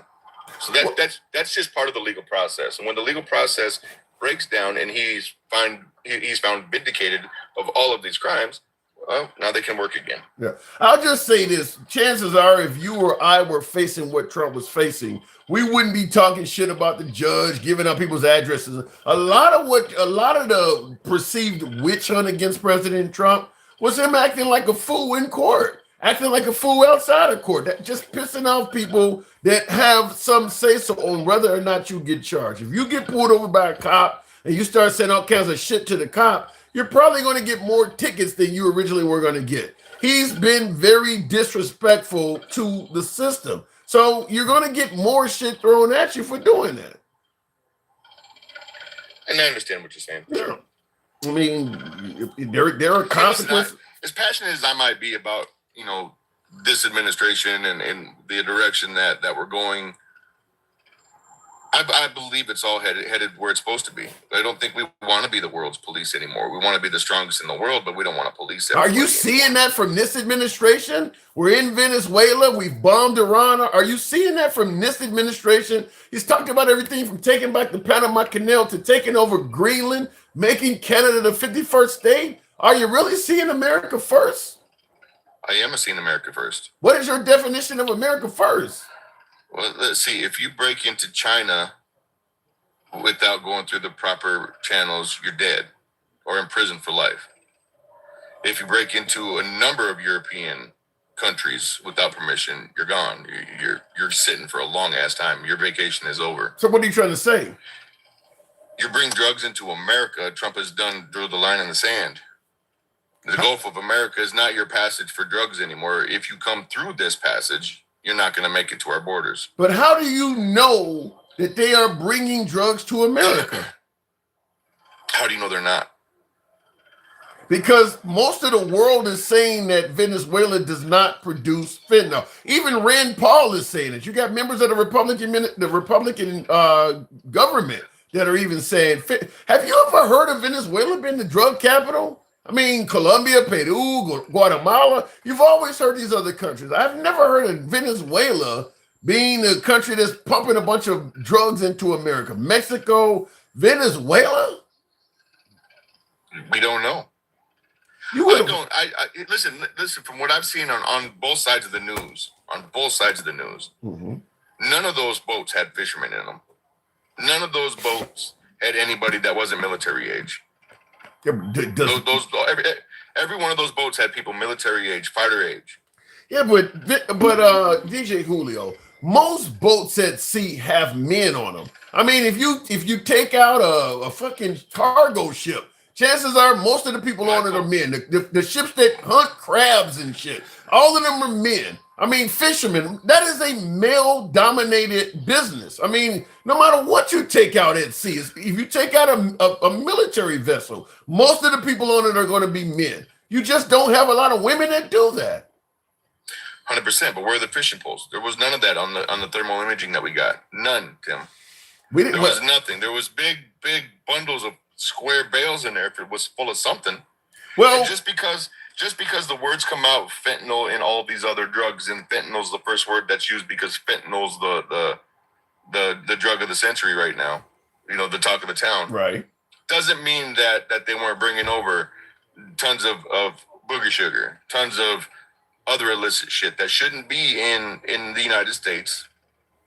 Coming that direction. I got you. You can't stop the illegal drug trade unless you shoot it in the water. Stop it at the border. Actually, if you incarcerate the people, you can stop it just as much as murdering them. Oh my God, I'm tired of paying taxes for fucking jails, Tim. I don't want to put any more money towards privatized jails. You really are making a case that to save money, you'd rather kill people? You're killing people to save tax money?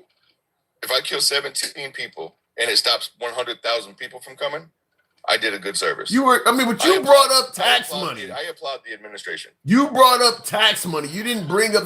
You literally brought up it's cheaper to kill them. Okay, and let me explain that then. The tax money. You said incarcerate them. Okay, the drugs make it here. They make it to their suppliers. The suppliers give it to their dealers. The dealers give it to their dealers. Now all these different people are getting caught with these drugs, going to jails, and now we have to pay taxes for them to be in fucking jails. It costs us roughly, I want to say $45, maybe it's $25 in South Dakota a day to incarcerate somebody. I Google it. You can just do your little Google and say, what does it cost an American taxpayer a day to incarcerate? You know, DJ, and I see the comments. Here's some stuff you can say. The DJ Julio is delusional, and also many women are going to disagree. You don't know what you're talking about. He's talking about the hug. But I will say this, when you talk about the cost of incarceration, if the cost of incarcerating people mattered to us taxpayers, we wouldn't lock everybody up for every damn little thing. So the idea, well, we don't want to incarcerate them because it costs a bunch of money to incarcerate. We lock people up for any fucking thing in this country. So we've never cared about how many people have spent time in jail for simple offenses like weed. We've always locked people up. We never cared about how much it costs. Right, which goes back to me saying if we want to stop the illegal drug trade, we got to stop the drugs from coming. You believe those boats can do 1,700 miles in open sea? I've seen videos and documentaries of smaller boats doing that same trip. 1,700 miles. I would like to see those videos without refueling. Any documentary you see that talks about drugs, 100%. They used boats, they've used planes. They can't use planes anymore because they got black boxes in them. And if they don't got black boxes in them, they come down anyway. 1,700 miles, Julio. You really see those boats being able to make that trek in open sea? I do. Just like you asked, if they're supposed to be fishermen, where are the fishing equipment? I'm going to ask you on that same line, if they're supposed to be drug dealers, where are the drugs? The bottom of the ocean now. Maybe the fishing equipment. Maybe the fishing equipment is there too. You look at the thermal image that they put all over the damn news. Slow it down. Pay attention to it. You can see guns in the boat. You can see other stuff in the boat, but you don't see a single fishing rod. The point of, well, maybe the fishing rods are there, because the boat is in motion, they're not fishing at that time. Image, that's such bullshit. Everything's an AI image. The meeting behind you right now is an AI image. If that's what you're trying to say, come on. I'm not claiming it's an AI. So right now, let me ask you this. We haven't talked in a while. You said you like the direction that Trump is delivering. Right now, a letter grade, like we did in high school, A, B, C, D, or F. You've had him almost for a year. What letter grade would you give him so far? I'd give him probably a C plus B minus. So slightly above average. What has he done? Give me three things he's done that's really good. Campaign promises or whatever. I like the fact that he's put an end to or stopped from them even starting 9 different wars. I like that things have slowed down over in Ukraine. They haven't stopped. I didn't say they stopped. I don't know. They've slowed down. Give me something else. Give me the third one. And I like the tariffs. I really hope that they're doing what I think they're doing with it. I really hope that it's going to work, because I agree 100%. You're going to get taxed if we're going to get taxed. Okay, based on what you gave me, stop 9 wars, the Ukraine-Russian war slowed down somewhat, and then the tariffs. I don't see where any of this stuff. First of all, the 9 wars is heavily disputed by many of the countries he claimed he stopped from warring. So the 9 wars he claimed he ended, I think that is flat out false. But and by the way, that's not America first. You said you wanted America first. He's doing shit. Everything you're naming, with the exception of the terrorists, is for people that's going to benefit people overseas. That don't even benefit you. You don't benefit from those 9 wars. It 100% benefits us, because when we get those countries stable, we don't have to send them as much money. That means we don't have to pay so much in. He stopped sending money to those countries anyway. USAID was canceled. Doesn't mean we stopped sending money, Tim. That's just one program. I don't know where Trump is sending a whole bunch of money to the Congo or the Pakistan. Well, they haven't sent any money in the last 45 days to anywhere. I don't think the 9 countries Trump claims he stopped from warring. I'm not aware that the Trump administration was supporting sending money to any of them folks. So I don't know where you're getting that one from. In fact, somebody brought up Argentina. He's sending money to Argentina. They're not even at war. 40 billion. Is that America first? Yeah, trying to help shut down the drug trade, Tim. That money goes to them to keep their borders clean from them taking drugs out of there, transporting to and from there. Argentina? From there to here. So sending money to Argentina stops the drug trade? Oh, across the entire world, he is chasing this whole thing down, yes.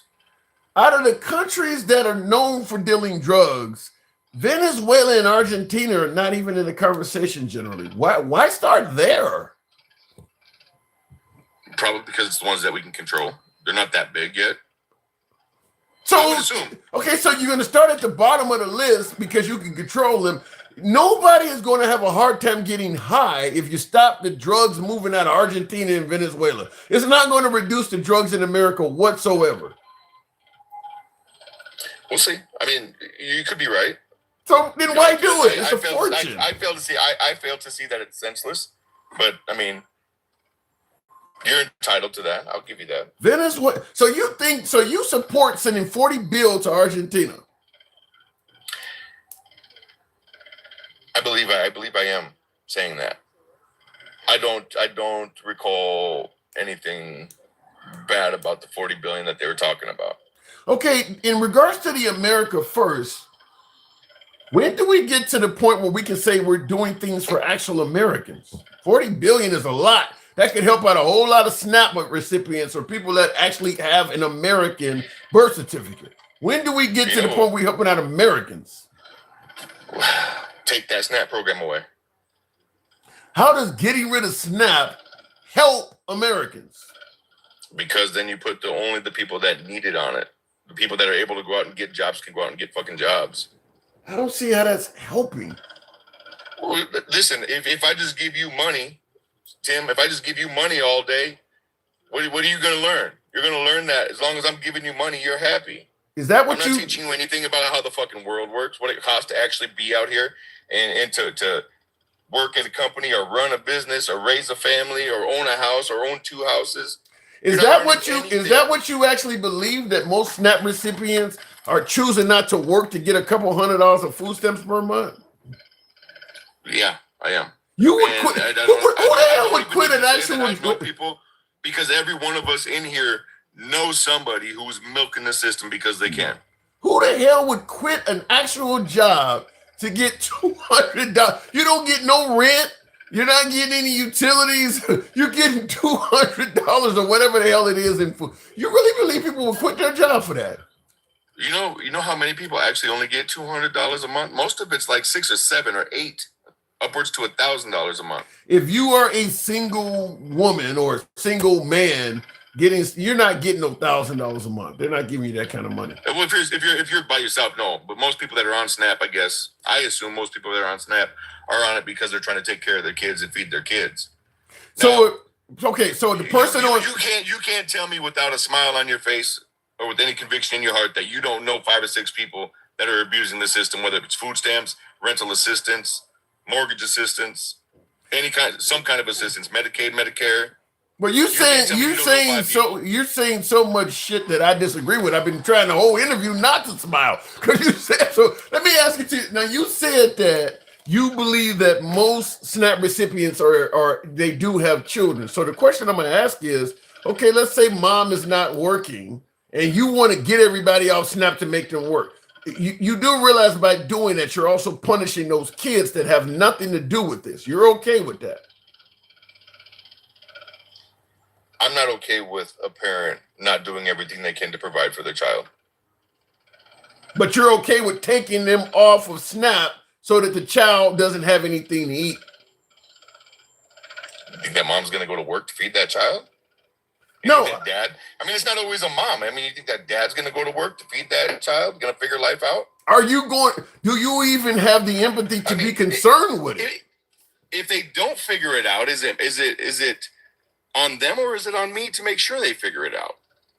Well, the fact is, you're talking like you want socialism, you want communism, you want the government to take care of all of it, so you don't have to worry about shit anymore. I want people to eat without somebody thinking that everybody that needs help is trying to rip off the damn system. How about that? That's all I want. You're ignoring all these fucking billionaires. You're ignoring $40 billion is going, but the person that's getting a few $100s a month, that's the guy you want to focus on, or the woman you want to focus on. I think you're doing it backwards. But Tim, my tax dollars don't go to the billionaires. My tax dollars go to those people my tax dollars go to those people on programs. Your tax dollars go to the roads. My tax dollars go to the jails. Who do you think is giving the money to go to Argentina? We are. All right there. Your tax money is going to billionaires. It's probably coming out of the Doge dividends, or the tariff money. It might not even be us. I guess I don't know that much about that. I'm going to do my due diligence, and I'm going to look into that, and maybe I'll have a better argument next time I jump on. Yeah, I don't have a big argument for Argentina. Every time you hear about a permanent tax cut for billionaires, that's your tax money funding that.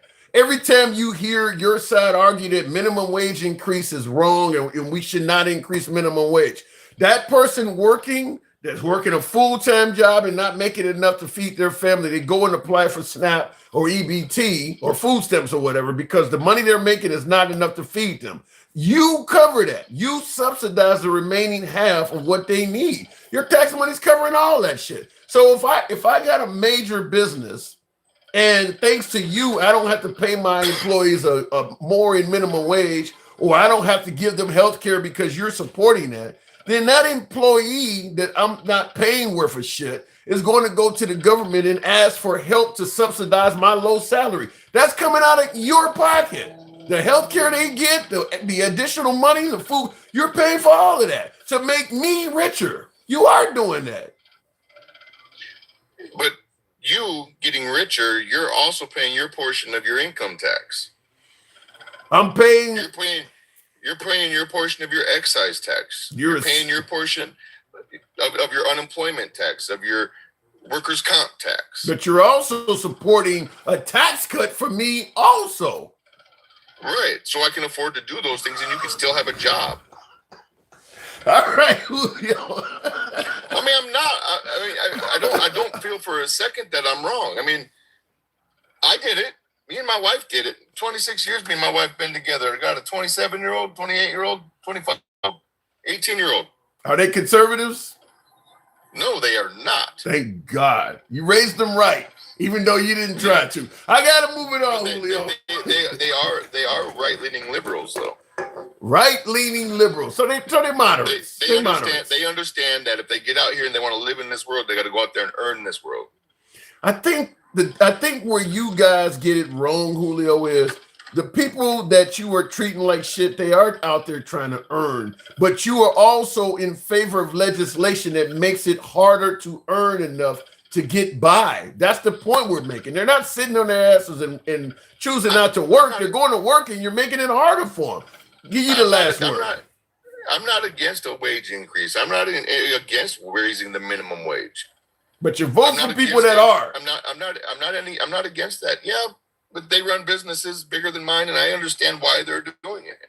That's the difference. Then you might as well be. Is if I need more money, I'm going to work more. Okay. I've said this to you a long time ago. Okay. You're not against. You're saying you're not against this stuff, but everything you're doing helps promote it. Okay, I'm not against it, but I understand they run a business and all. Then you might as well be in favor of it. You're doing everything to promote those who are in favor of it. Well, then I'll just go ahead and say that. Yeah, I mean, if it's going to make people accountable for themselves in the long run with some suffrage along the way, I'm down. Let's do it. DJ, it's good to hear from you again.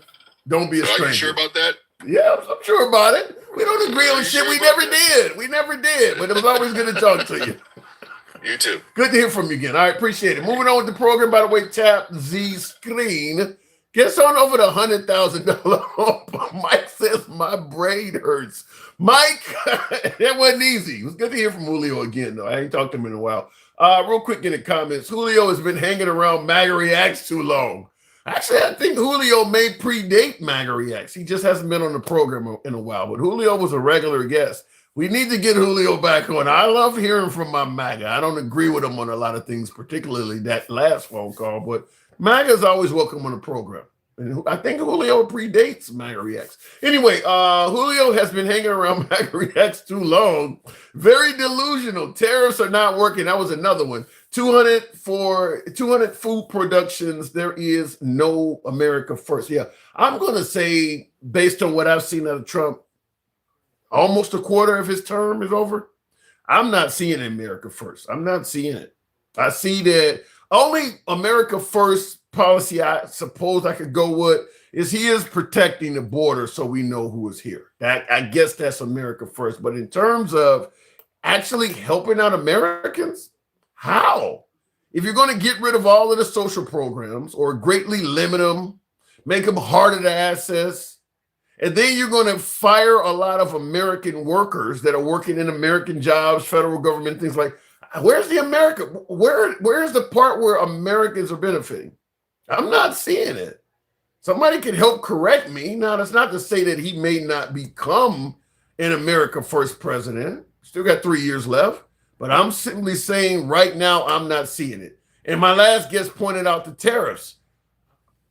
I don't see where Americans are like, damn, this is great that these tariffs were imposed. It's made the cost of beef go way down. Or I can now do this. I can buy toys for my kids for Christmas at half the price. I'm not seeing that. So I don't see the America first, at least not yet. If it comes in the future, I'll be the first, even coming from the left, to point it out, but I'm not seeing it right now. Tap the screen, get us over 100,000. We'll take the next caller. The Fall of America by the Honorable Elijah Muhammad. Did he paint the fall of America similar to this? Because fact is, all empires do fall. They all do fall. And I think that if you're an outsider, you know, particularly a dictatorship like China or North Korea or Iran, that has an interest in seeing America fall.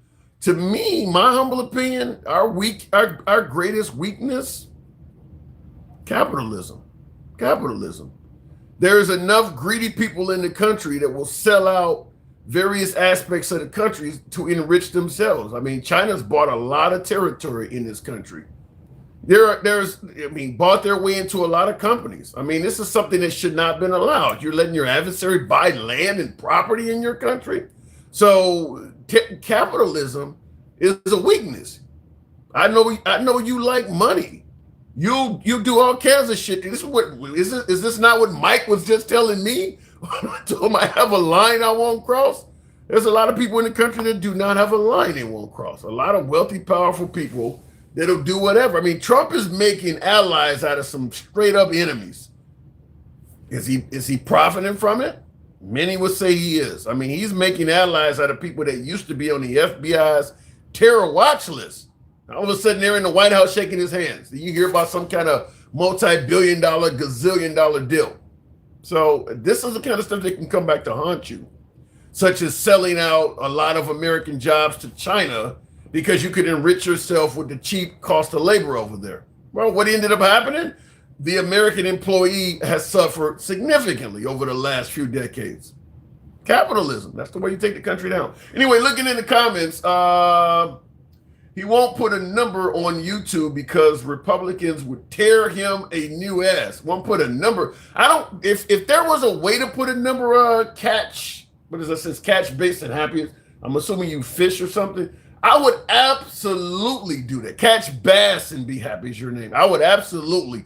If I could talk to MAGA all day, I would do that all day. In fact, when I'm not in my own live doing my own shit, I'm in MAGA-oriented social media platforms. Anybody on TikTok can tell you that. So I don't run from MAGA because I think you're going to tear me a new ass. I run to MAGA hoping you make the attempt to do so. But there is no way to put a number like you're talking about. I would absolutely do it if I could. Looking in the comments, it's sad when people own 30 homes while a family can't afford to get into one single family home. That is depressing. But as I was telling my last caller, average, everyday working MAGA vote in favor of that stuff.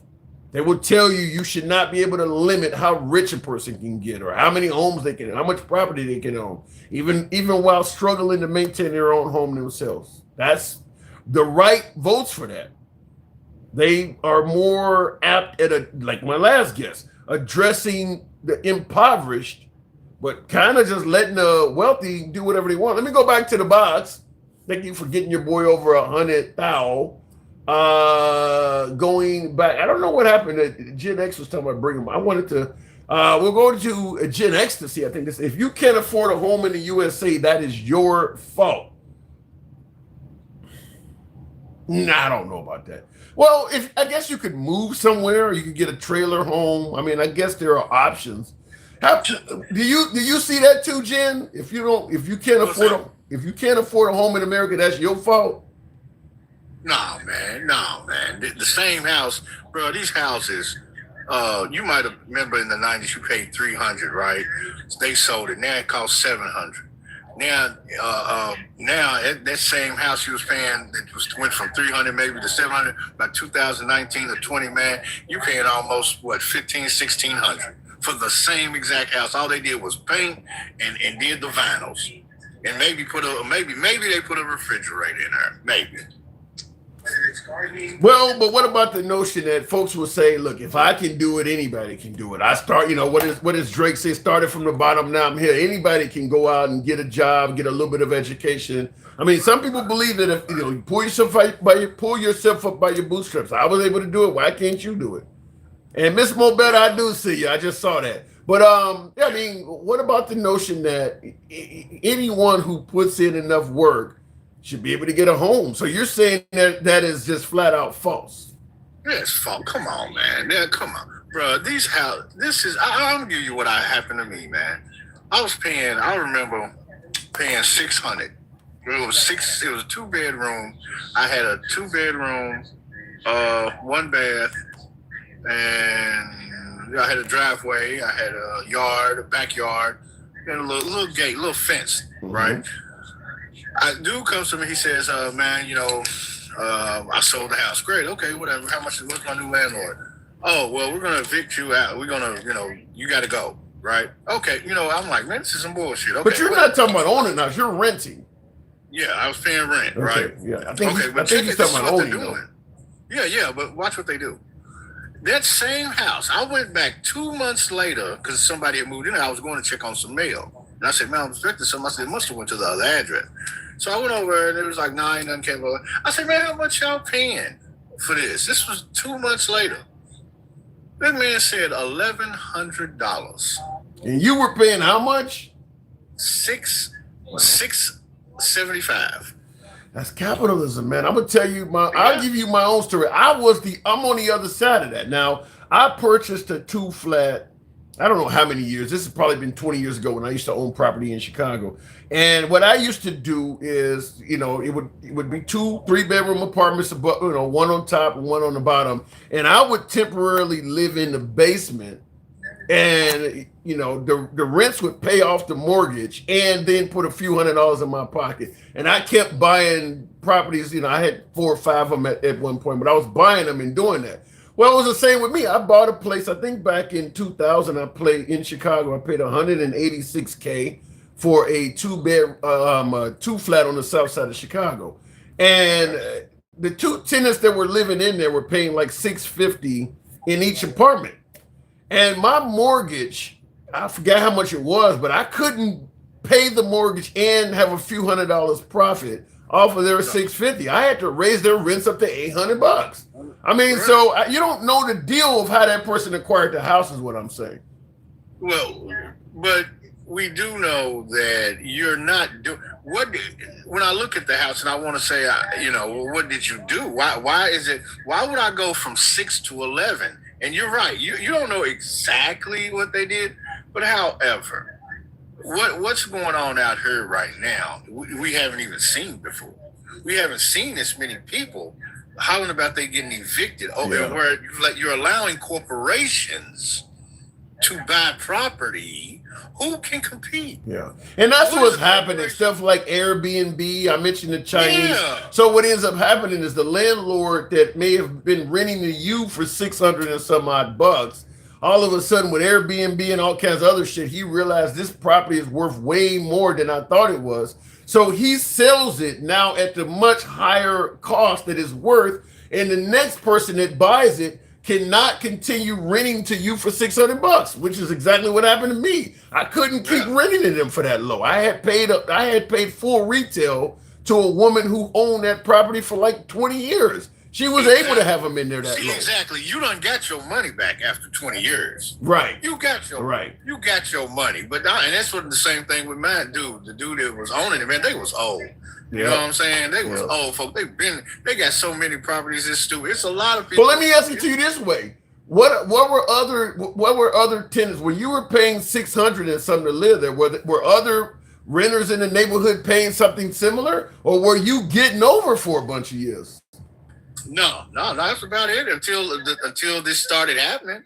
Around about, what was that, 2020? I'm in Kentucky, so the property value is different. Yeah. It's not going to be. So that my 600, the same house in where you're at, might be 11 to 1,200 easy. You see what I'm saying? But that's capitalism. Let me ask you, what would you do if you were what would you do to a renter like you if you were the landlord? Would you just purchase a property and the only way you could maintain it is to raise the rent up on someone like you? Would you do that? You're hesitating. It's the fact that here's what we got to consider, and this is what I would say. When you talk about the thing, and this is what I'm saying, what did you do to the house? You painted, you maybe put a new toilet in there, you had some cleaning. But you're looking at you're looking at it from a guy who's paying $600 to you're looking at it from the same guy. Okay, to you, I'm paying $6 something. You got to do a hell of a lot to this place to make me want to give $1,100. But the next guy ain't seen the place before. He might be willing to pay $1,100 for what you in right now. That's what happens. Yeah, you're exactly right, because it didn't take long. He probably been in there. When I left, I think it might have been, and I had rolled past her maybe 2 weeks, 3 weeks later, after they got it, it took them about 2 to 3 weeks to get it all. Because I didn't leave the shit. And that's what's happening. And you're right. That is what's happening all over the country. And you're right. There's nobody can afford. Most Americans cannot afford for their rent to almost double like that. That's going to make a lot of people homeless. And that's what's happening. Like a 1-bedroom here now is about $1,000, or close to it. Wow. And that's crazy here. Here, that's crazy. In Kentucky. You see what I'm saying? And I'm in the city part. You feel what I'm in? So do you think things would be better housing wise if Kamala Harris was in there? I believe she would have tried. She would have made an attempt. She wouldn't have looked at the billionaires and said, "Hey, run your house." You know what I'm saying? Run amok around here. There you go. We got it, fellas. Let's go. She wouldn't have did that. She would have made some type of attempt. Well, let's face it. You know what? But I really want to talk about Mr. Julio, DJ Julio, and his level of ignorance, and him and other Republicans, how far their level of ignorance goes, and when it pertains to certain matters. Okay, what do you got? What do you got? We'll take the drug game with this whole Venezuelan thing, right? What cartel comes out of Venezuela? And when did anybody buy drugs? And I'm going to go from 1985 to right now. Who's buying drugs from Venezuelans? I don't have a counter for that because I've often brought that up. We've watched a whole lot of drug dealing movies going all the way back to Scarface. I think Scarface came out in the early 80s. I've never heard of Venezuela being mentioned as a major drug country. I've never heard that before. Credit. I mean, I'm not on the West Coast, but if we all know, which they probably don't, your home is now the hub anyway. I'm not saying nothing. I'm not telling nothing that the FBI and the CIA don't know. Everybody knows. Chicago is now the central hub. It's the Midwest. It's been that way for a very, very, very, very long time. They ain't been going through California for almost 20 to 30 years now. I didn't know that. Yes. I know Chicago has always got busy. I mean, I knew the cartel and everybody's had influence in Chicago. You got I-75 and 64. Chicago, you can hit everything from the Midwest to the East Coast all the way to the South. Easy. 75? 75 don't go there. Yeah, that's what we on. We on I-75. I-75 can reach to the top of Detroit all the way to the bottom of Miami. Okay, well, 60, well that goes here because Chicago 65, I think, goes. So it goes up through Indiana. Even 55 goes into Chicago. You can jump off 60. You can go and hit 64 to get to 65 easy. You can hit everything. You can hit everything from right around this area in the Midwest. You hit everything, and it's so many different. The police can't really, you know what I'm saying? They can't really fix, but anyway, we won't go into all that. But are you telling me something? Now we start to tell, but everything else they do, I ain't telling nothing. You know what I'm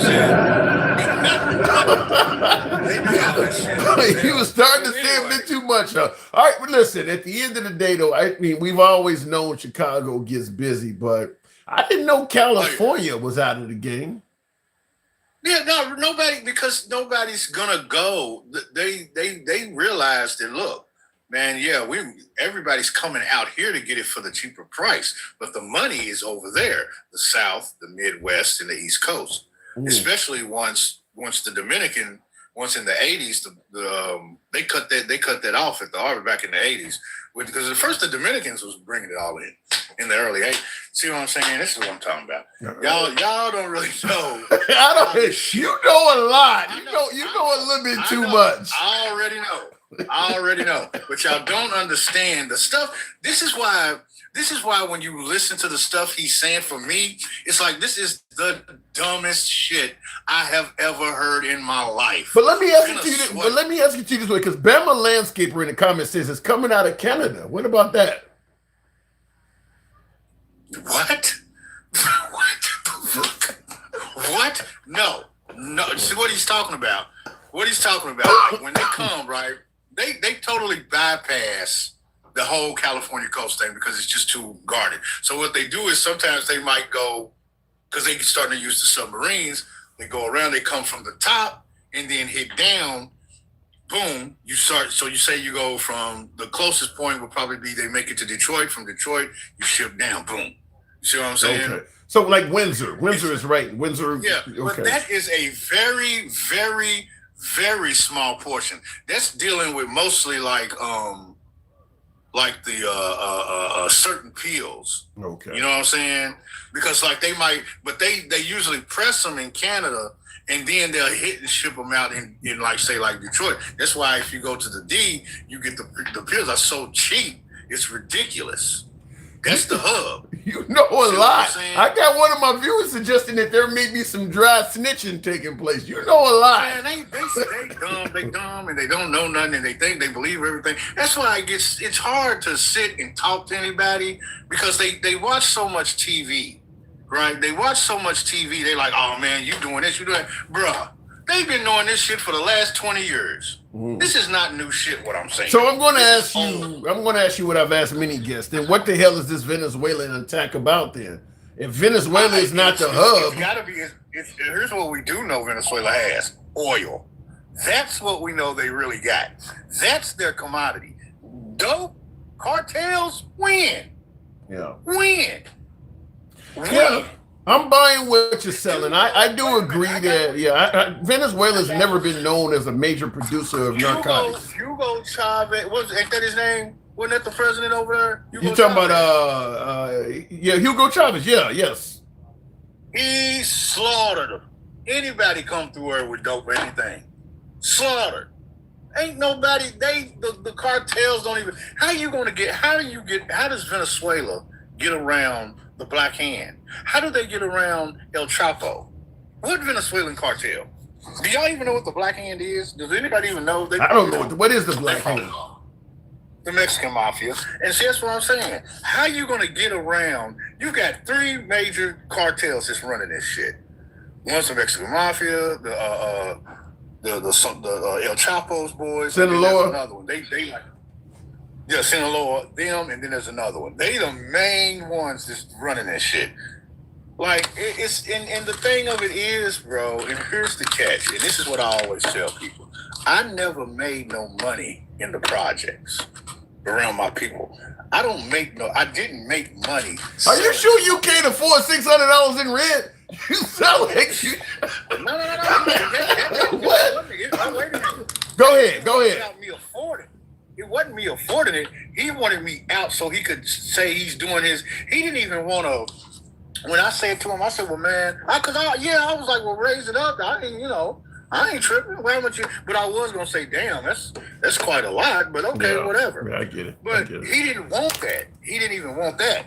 But the big picture is that when I sold dope, I never made no money selling nothing to my people. It was everybody outside of the community. It was white folks. That's where I made my money. The consumer is not what y'all think. The consumer is not. The consumer is everybody that says that they don't do it. Just believe that.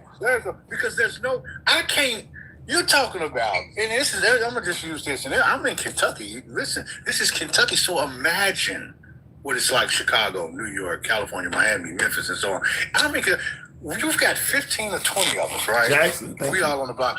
We all moving. I might make 1,000. He might make 500, 700,000, 2,500.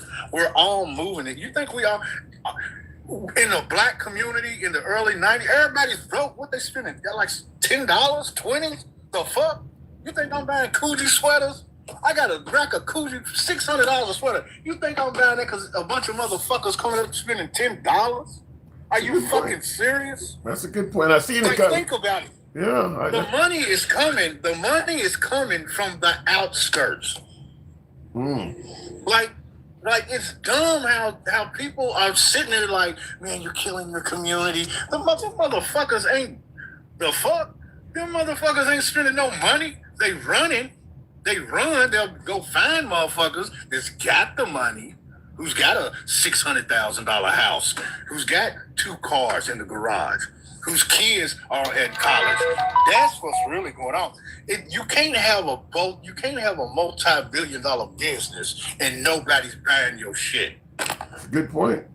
You can't. You just can't.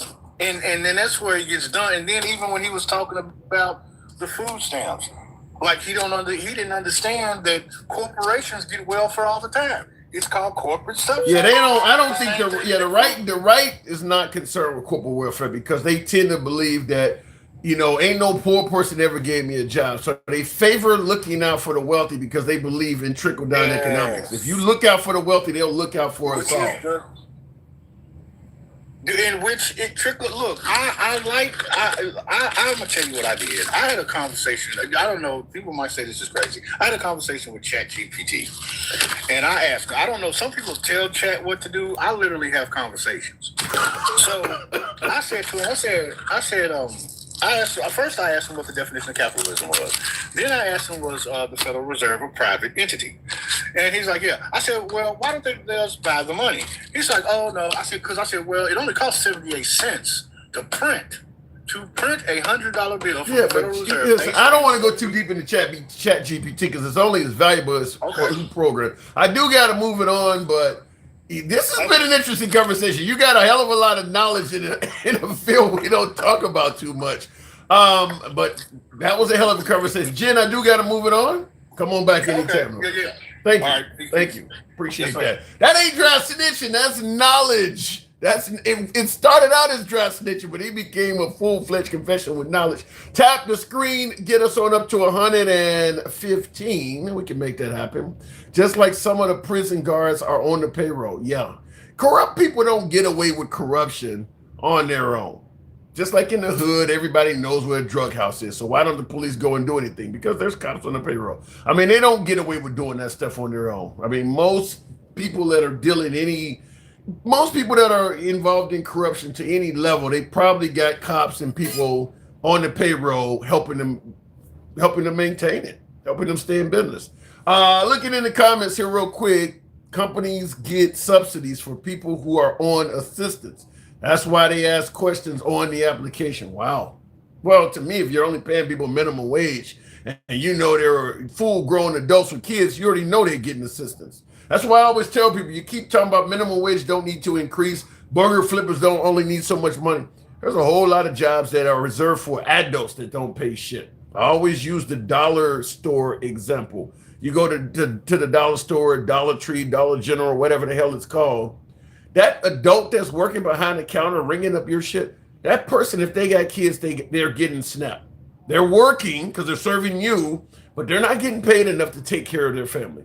Guaranteed, that person is probably getting some kind of SNAP or some kind of assistance because you know what Dollar Tree and dollar stores pay. It ain't enough to take care of that family.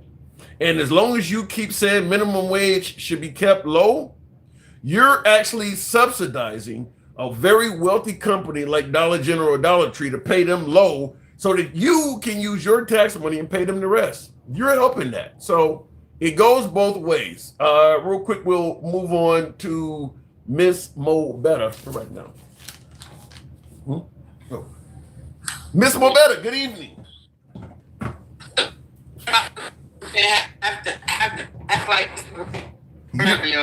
And now you got a shitty signal.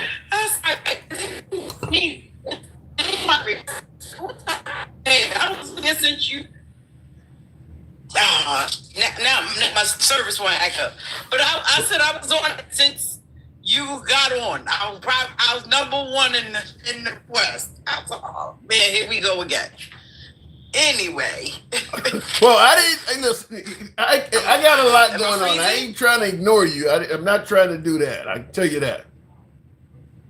Your signal is terrible now. It's terrible. I'm trying not to drop you. I'm not able to make out anything you're saying, Miss Mobetta. Can you hear me now?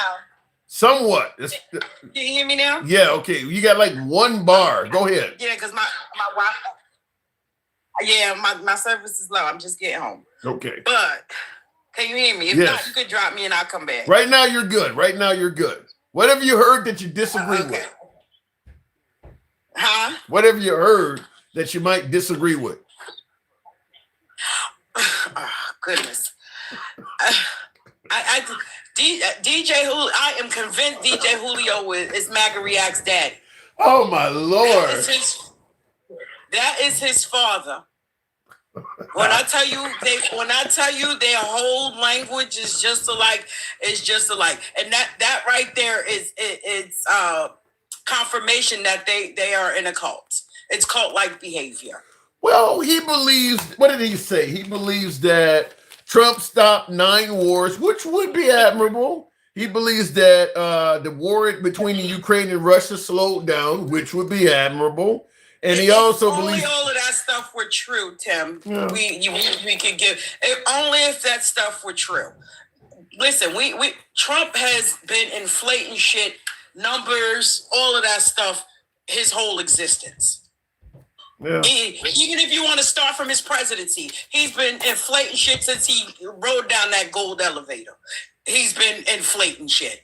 So how can you trust anything that comes out of his mouth? Well, I mean, he does exaggerate from time to time. But are you saying that everything he says you don't trust Trump at all? No, I don't. I don't. And the fact that this going back with him and Mamdani, he wants Mamdani. He's trying to play nice because they would need New York. They would need everybody in the midterms to vote red. Trust me, he ain't doing that shit for nothing. He's not nice like that. He doesn't do things out of the kindness of his heart. Oh, let me accept his invitation or whatever. Let me invite him in. No, there's always something in the mix for him. Then I'm going to ask, if you know, I know, and most of my guests know, why the hell don't Mamdani know? What was Mamdani thinking? I'm sure he knows too. He knows too, but he's going to need something too. See, he's fresh in these waters. He's fresh in these politic waters. You know what I mean? He's not really that bull. He's just young. He knew how to campaign and he got in there. Now he got to figure out how to maneuver. Start at the top and then work your way down. That's the smartest way to do it. Well, I got one for you. You know, anytime you get on, you bring them out. There's somebody, now this is not an insult. It is insulting, but they're challenging Florida Blondie. So this is obviously a female. Florida Blondie says, this woman is so stupid. Show me a politician that actually does do something from their heart. So from the kindness of their heart. She continues on by saying, because Trump has done way more for people than any other president. What say you? And I say, that's why we call MAGA stupid. You dumb blonde. You dumb fucking blonde. You shut up and stay over there and continue to be that dumb blonde that you are. No, he hasn't. Yeah, he has done more for people. Fired people, had people out here almost in the streets starving. So what more does she want? Because we got it for days. And his ass is on them Epstein files. Well, we haven't proved that he's on the Epstein files yet. Well, Pam Bondi said it. She told him he did. He was. Well, he could be in now they're trying to come up with new evidence and shit to try to prolong the release of those files. Now they're trying to have new investigations. When she stated that there were no new investigations. Come on now, Tim. Well, there is a lot. There is. I'm not going to deny with President Trump saying that it's a Democrat hoax and there's nothing there. Then all of a sudden bringing up Bill Clinton and Larry Summers. There's some contradicting information coming from the Trump camp. Very contradictory. Then he said, "Oh, we got 50,000 pages." Yeah. Pam Bondi said 33,000. So what number is it? So if it's a hoax, where are you coming up with these names? Listen, I'm willing to defend Trump where there's room to defend him. I don't understand why they handled the Epstein stuff so bad. I mean, you knew when you became president, people are expecting you to produce something on this, and he's been trying from day one not to. So why he's handling it so bad, I don't know, because he knew people wanted something. He campaigned on that, Tim. They keep trying to say the Democrats. Trump campaigned on that. Biden that wasn't talking about no Epstein's files. They wasn't talking about that shit. Trump said it. Yeah. Well, and you know what? And then QAnon was the one who got it started even before that. You know that's Trump people's QAnon. Yeah. Well, they campaigned on it because everybody thought it was. I mean, I was hearing everybody from Oprah Winfrey to Will Smith to Tom Hanks was on the list. So he campaigned on it because it sounded like what MAGA wanted was a whole bag of liberals you could feast off of. But now that he's in there and he's forced to actually deliver, they're not doing it. Now he's trying to do everything. He's being taco now. He's trying to do everything in the world to get people talking about somebody else besides the files. Something else besides the files. Now it's Mamdani in the house. You had a whole murderer in the fucking White House that was on the FBI #1 list. You had he ran out rolled out the red carpet for that. Oh, you mean Vladimir Putin? Yeah, the Vladimir Putin thing. No, the other guy from the other day that was on there. What's his name? Oh, the Saudi prince. Saudi prince. Yeah. The prince. Yeah. They had flew planes, fighter jets, all kind of shit for him the other day. But he didn't just.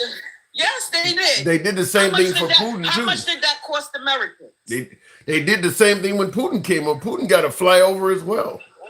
Trump is Putin's bitch. Damn. Well, what? That's his bitch. He got him by the balls. Well, look, at the end of the day, I gotta push back. So you're sounding like you're similar to Mike. You believe that Putin is got some kind of blackmail stuff on Trump. He absolutely does. Trump talks shit about everybody but Putin. Oh, and BB. He don't talk about BB either. And let me tell you something. Let me tell you why he's piling up to Mamdani. He in New York. Let me tell you, the Jews. This is a slogan about New York. New York is the Jews own it, the Italians run it, the black, whites, and Puerto Ricans enjoy it. Wait, give me that one again. Say that New again. York, the Jews own it, the Italians run it, blacks, whites, and Puerto Ricans enjoy it. Damn. So listen, he's trying to make good back into New York after all of that fiasco that he was going through. So he figured, let me cool up to this guy being the mayor. So, like you said, he can get accounts and all kinds of stuff going in New York again, because they can't do charities or nothing in New York right now. They can't do none of that stuff. If you're Mamdani, do you meet with Trump? Yeah, let me see. Why not? Let me see what he's talking about. What harm could it do right now with him meeting with Trump? And he's not even in office fully yet. No. Why wouldn't he? Well, if you don't think the guy is, because you don't believe anything he says is factual, why would you go and meet with a guy if you believe everything he says to you is a lie? Because Trump, even though he be lying, everything he does, he says he be projecting also. So he always sinks his own ship with his mouth. Sinking ship. He seems to be winning constantly, Miss Mobetta. Trump seems to be a nonstop winner. It might appear that way now, Tim. It's not going to end well for Trump. It's not.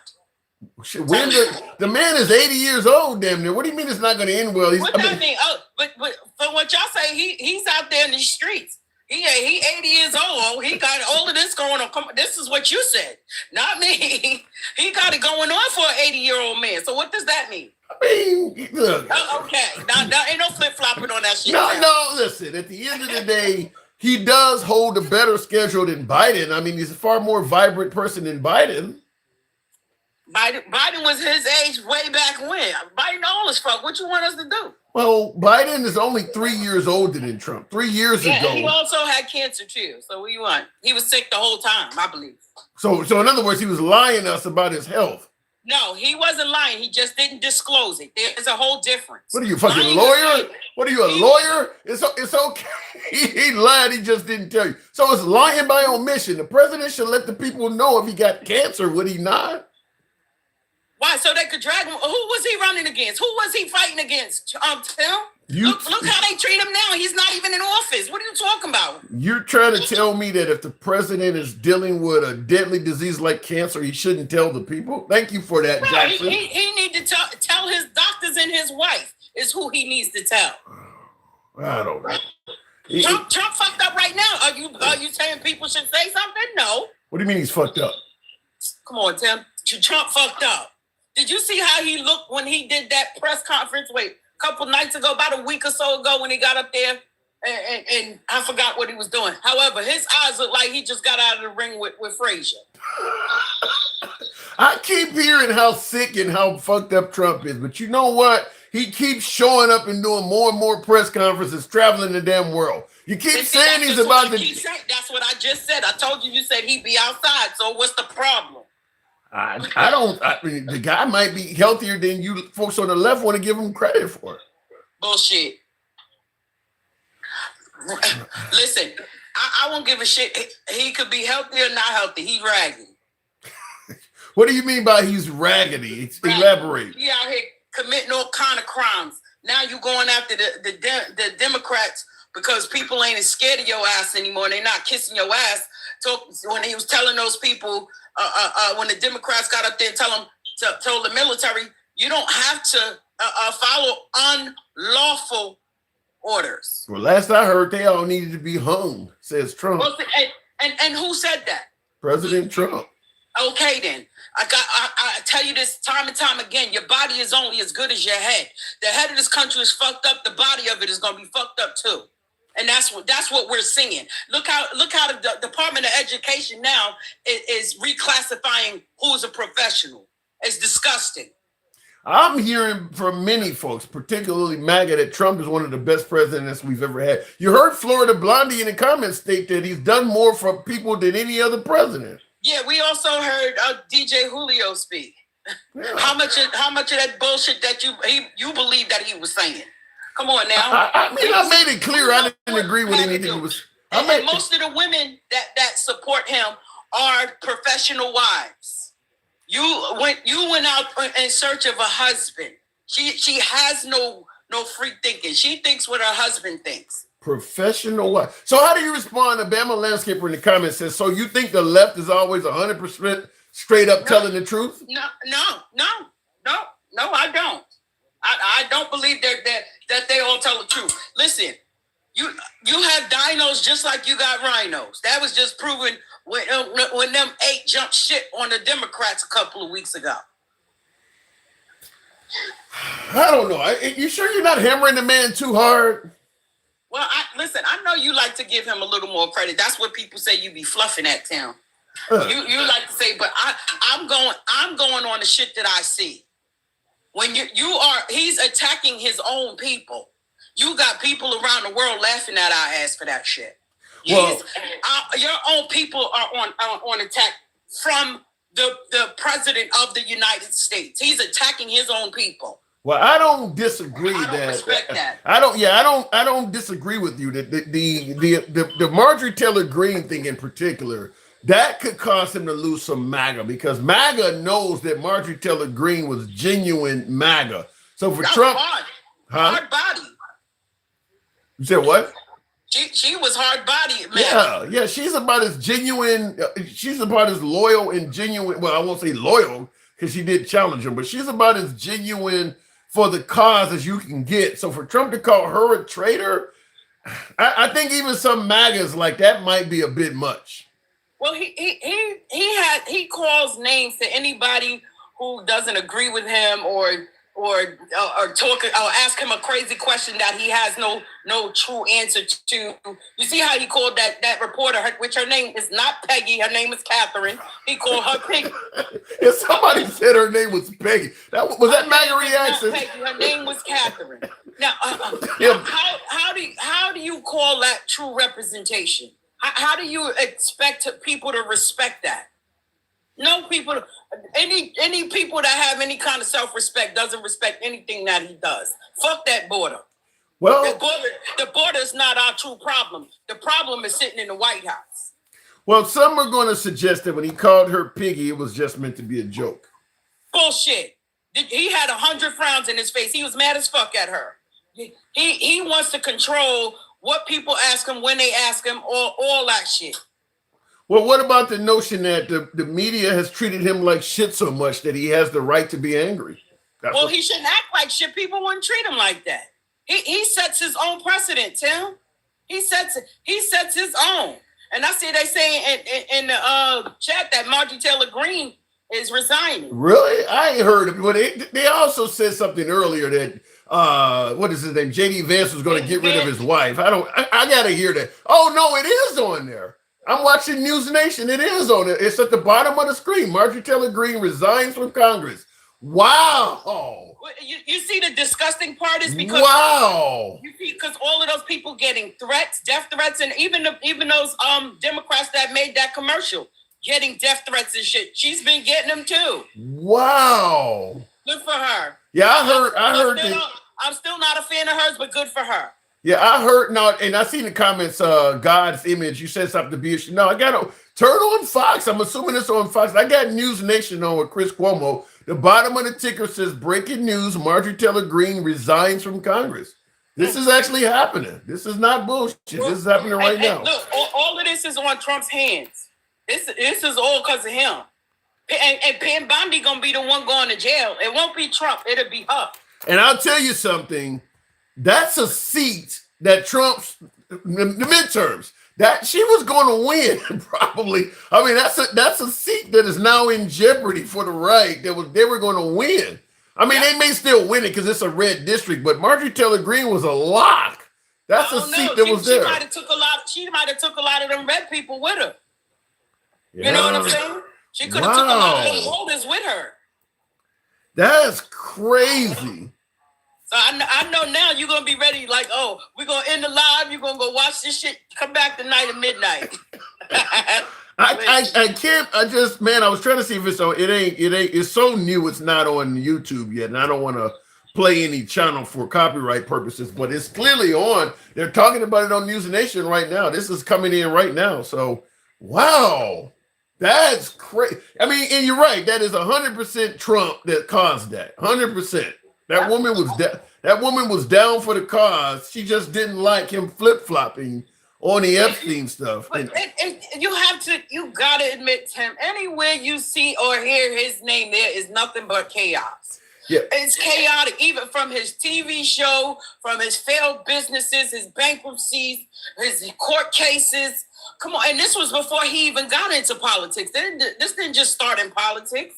He got that chaotic spirit with him. Yeah, and apparently she stated that I won't be a battered wife. So that's what she said on the way out. Now in the comments, I'm telling you, people sending death threats and all kind of stuff.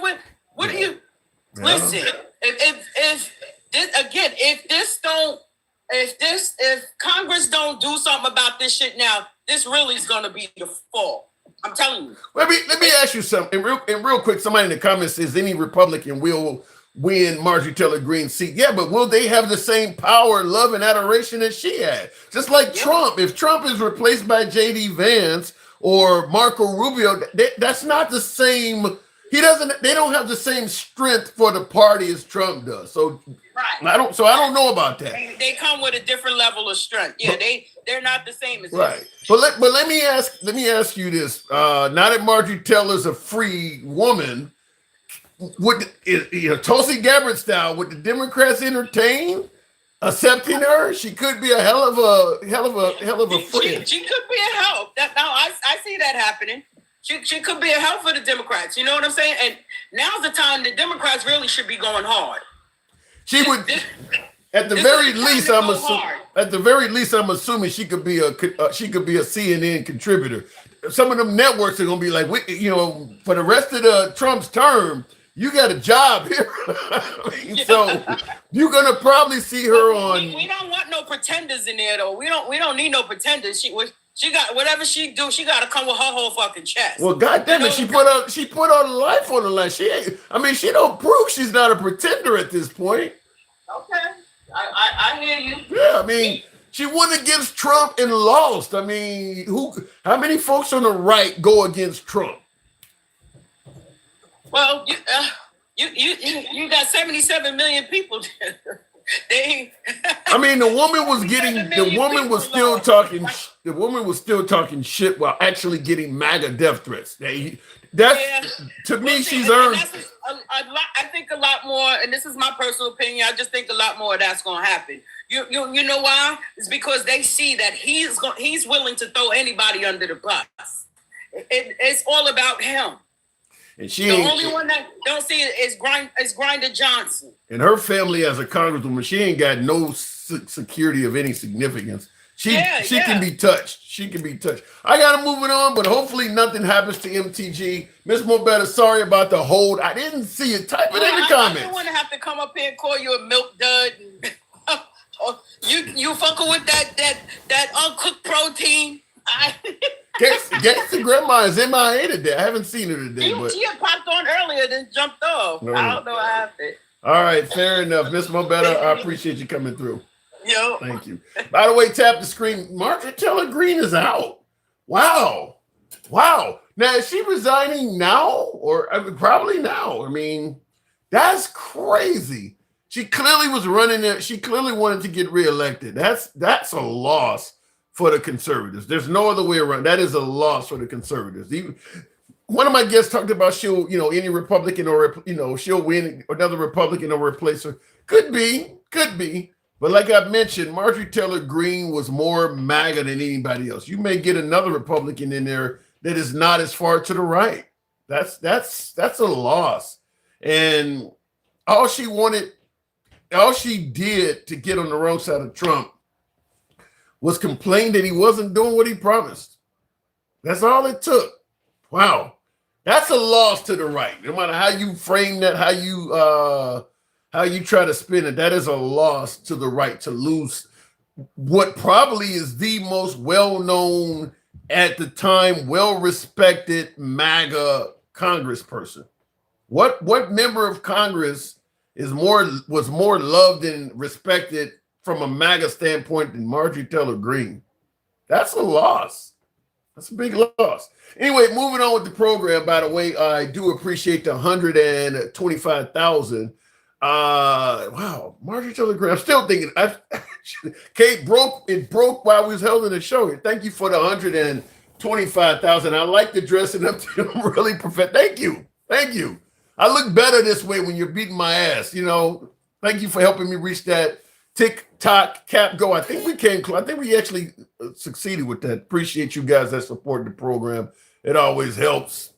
Nevertheless, I do want to see more about this. MAGA is over, says Mr. Magic. MAGA ain't over as long as Trump has breath in his body. MAGA is not over. There are people that can replace it, but you don't want to get rid of foundation members like Marjorie Taylor Greene. That was not good for MAGA to do that, to get rid of her.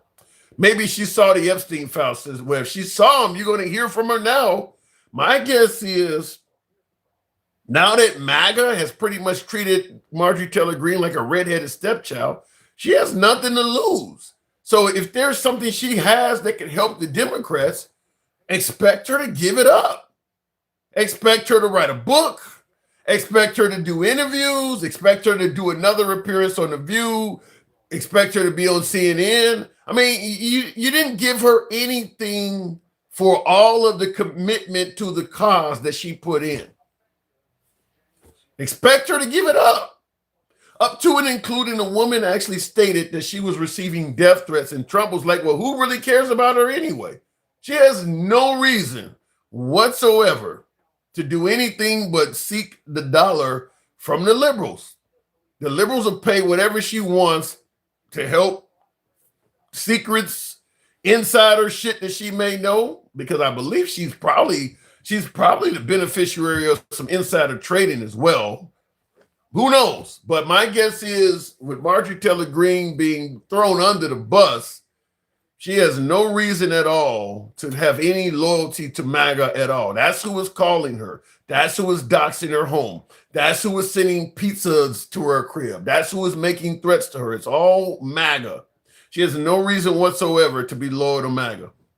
And the Democrats will offer her a heap of money to talk about what she knows. Expect to see a lot from Marjorie Taylor Greene in the upcoming weeks. It's your boy Tim. As always, if you enjoy this type of dialogue from all sides of the aisle, I'm going to ask that you do what I always ask you to do, because we are MAGA friendly nevertheless. Follow the program if you happen to be watching on TikTok, Instagram, or currently watching us on Facebook.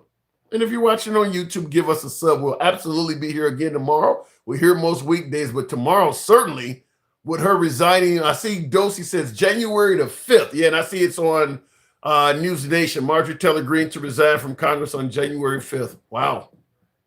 Wow. So they got to replace her. So, yes, absolutely. Give your boy a sub if you're watching on YouTube. Follow the program if you're watching on TikTok. It's your boy Tim, the handsome liberal. I got to go. Catch you tomorrow. Take care. Marjorie Taylor Greene is out. What the actual fuck?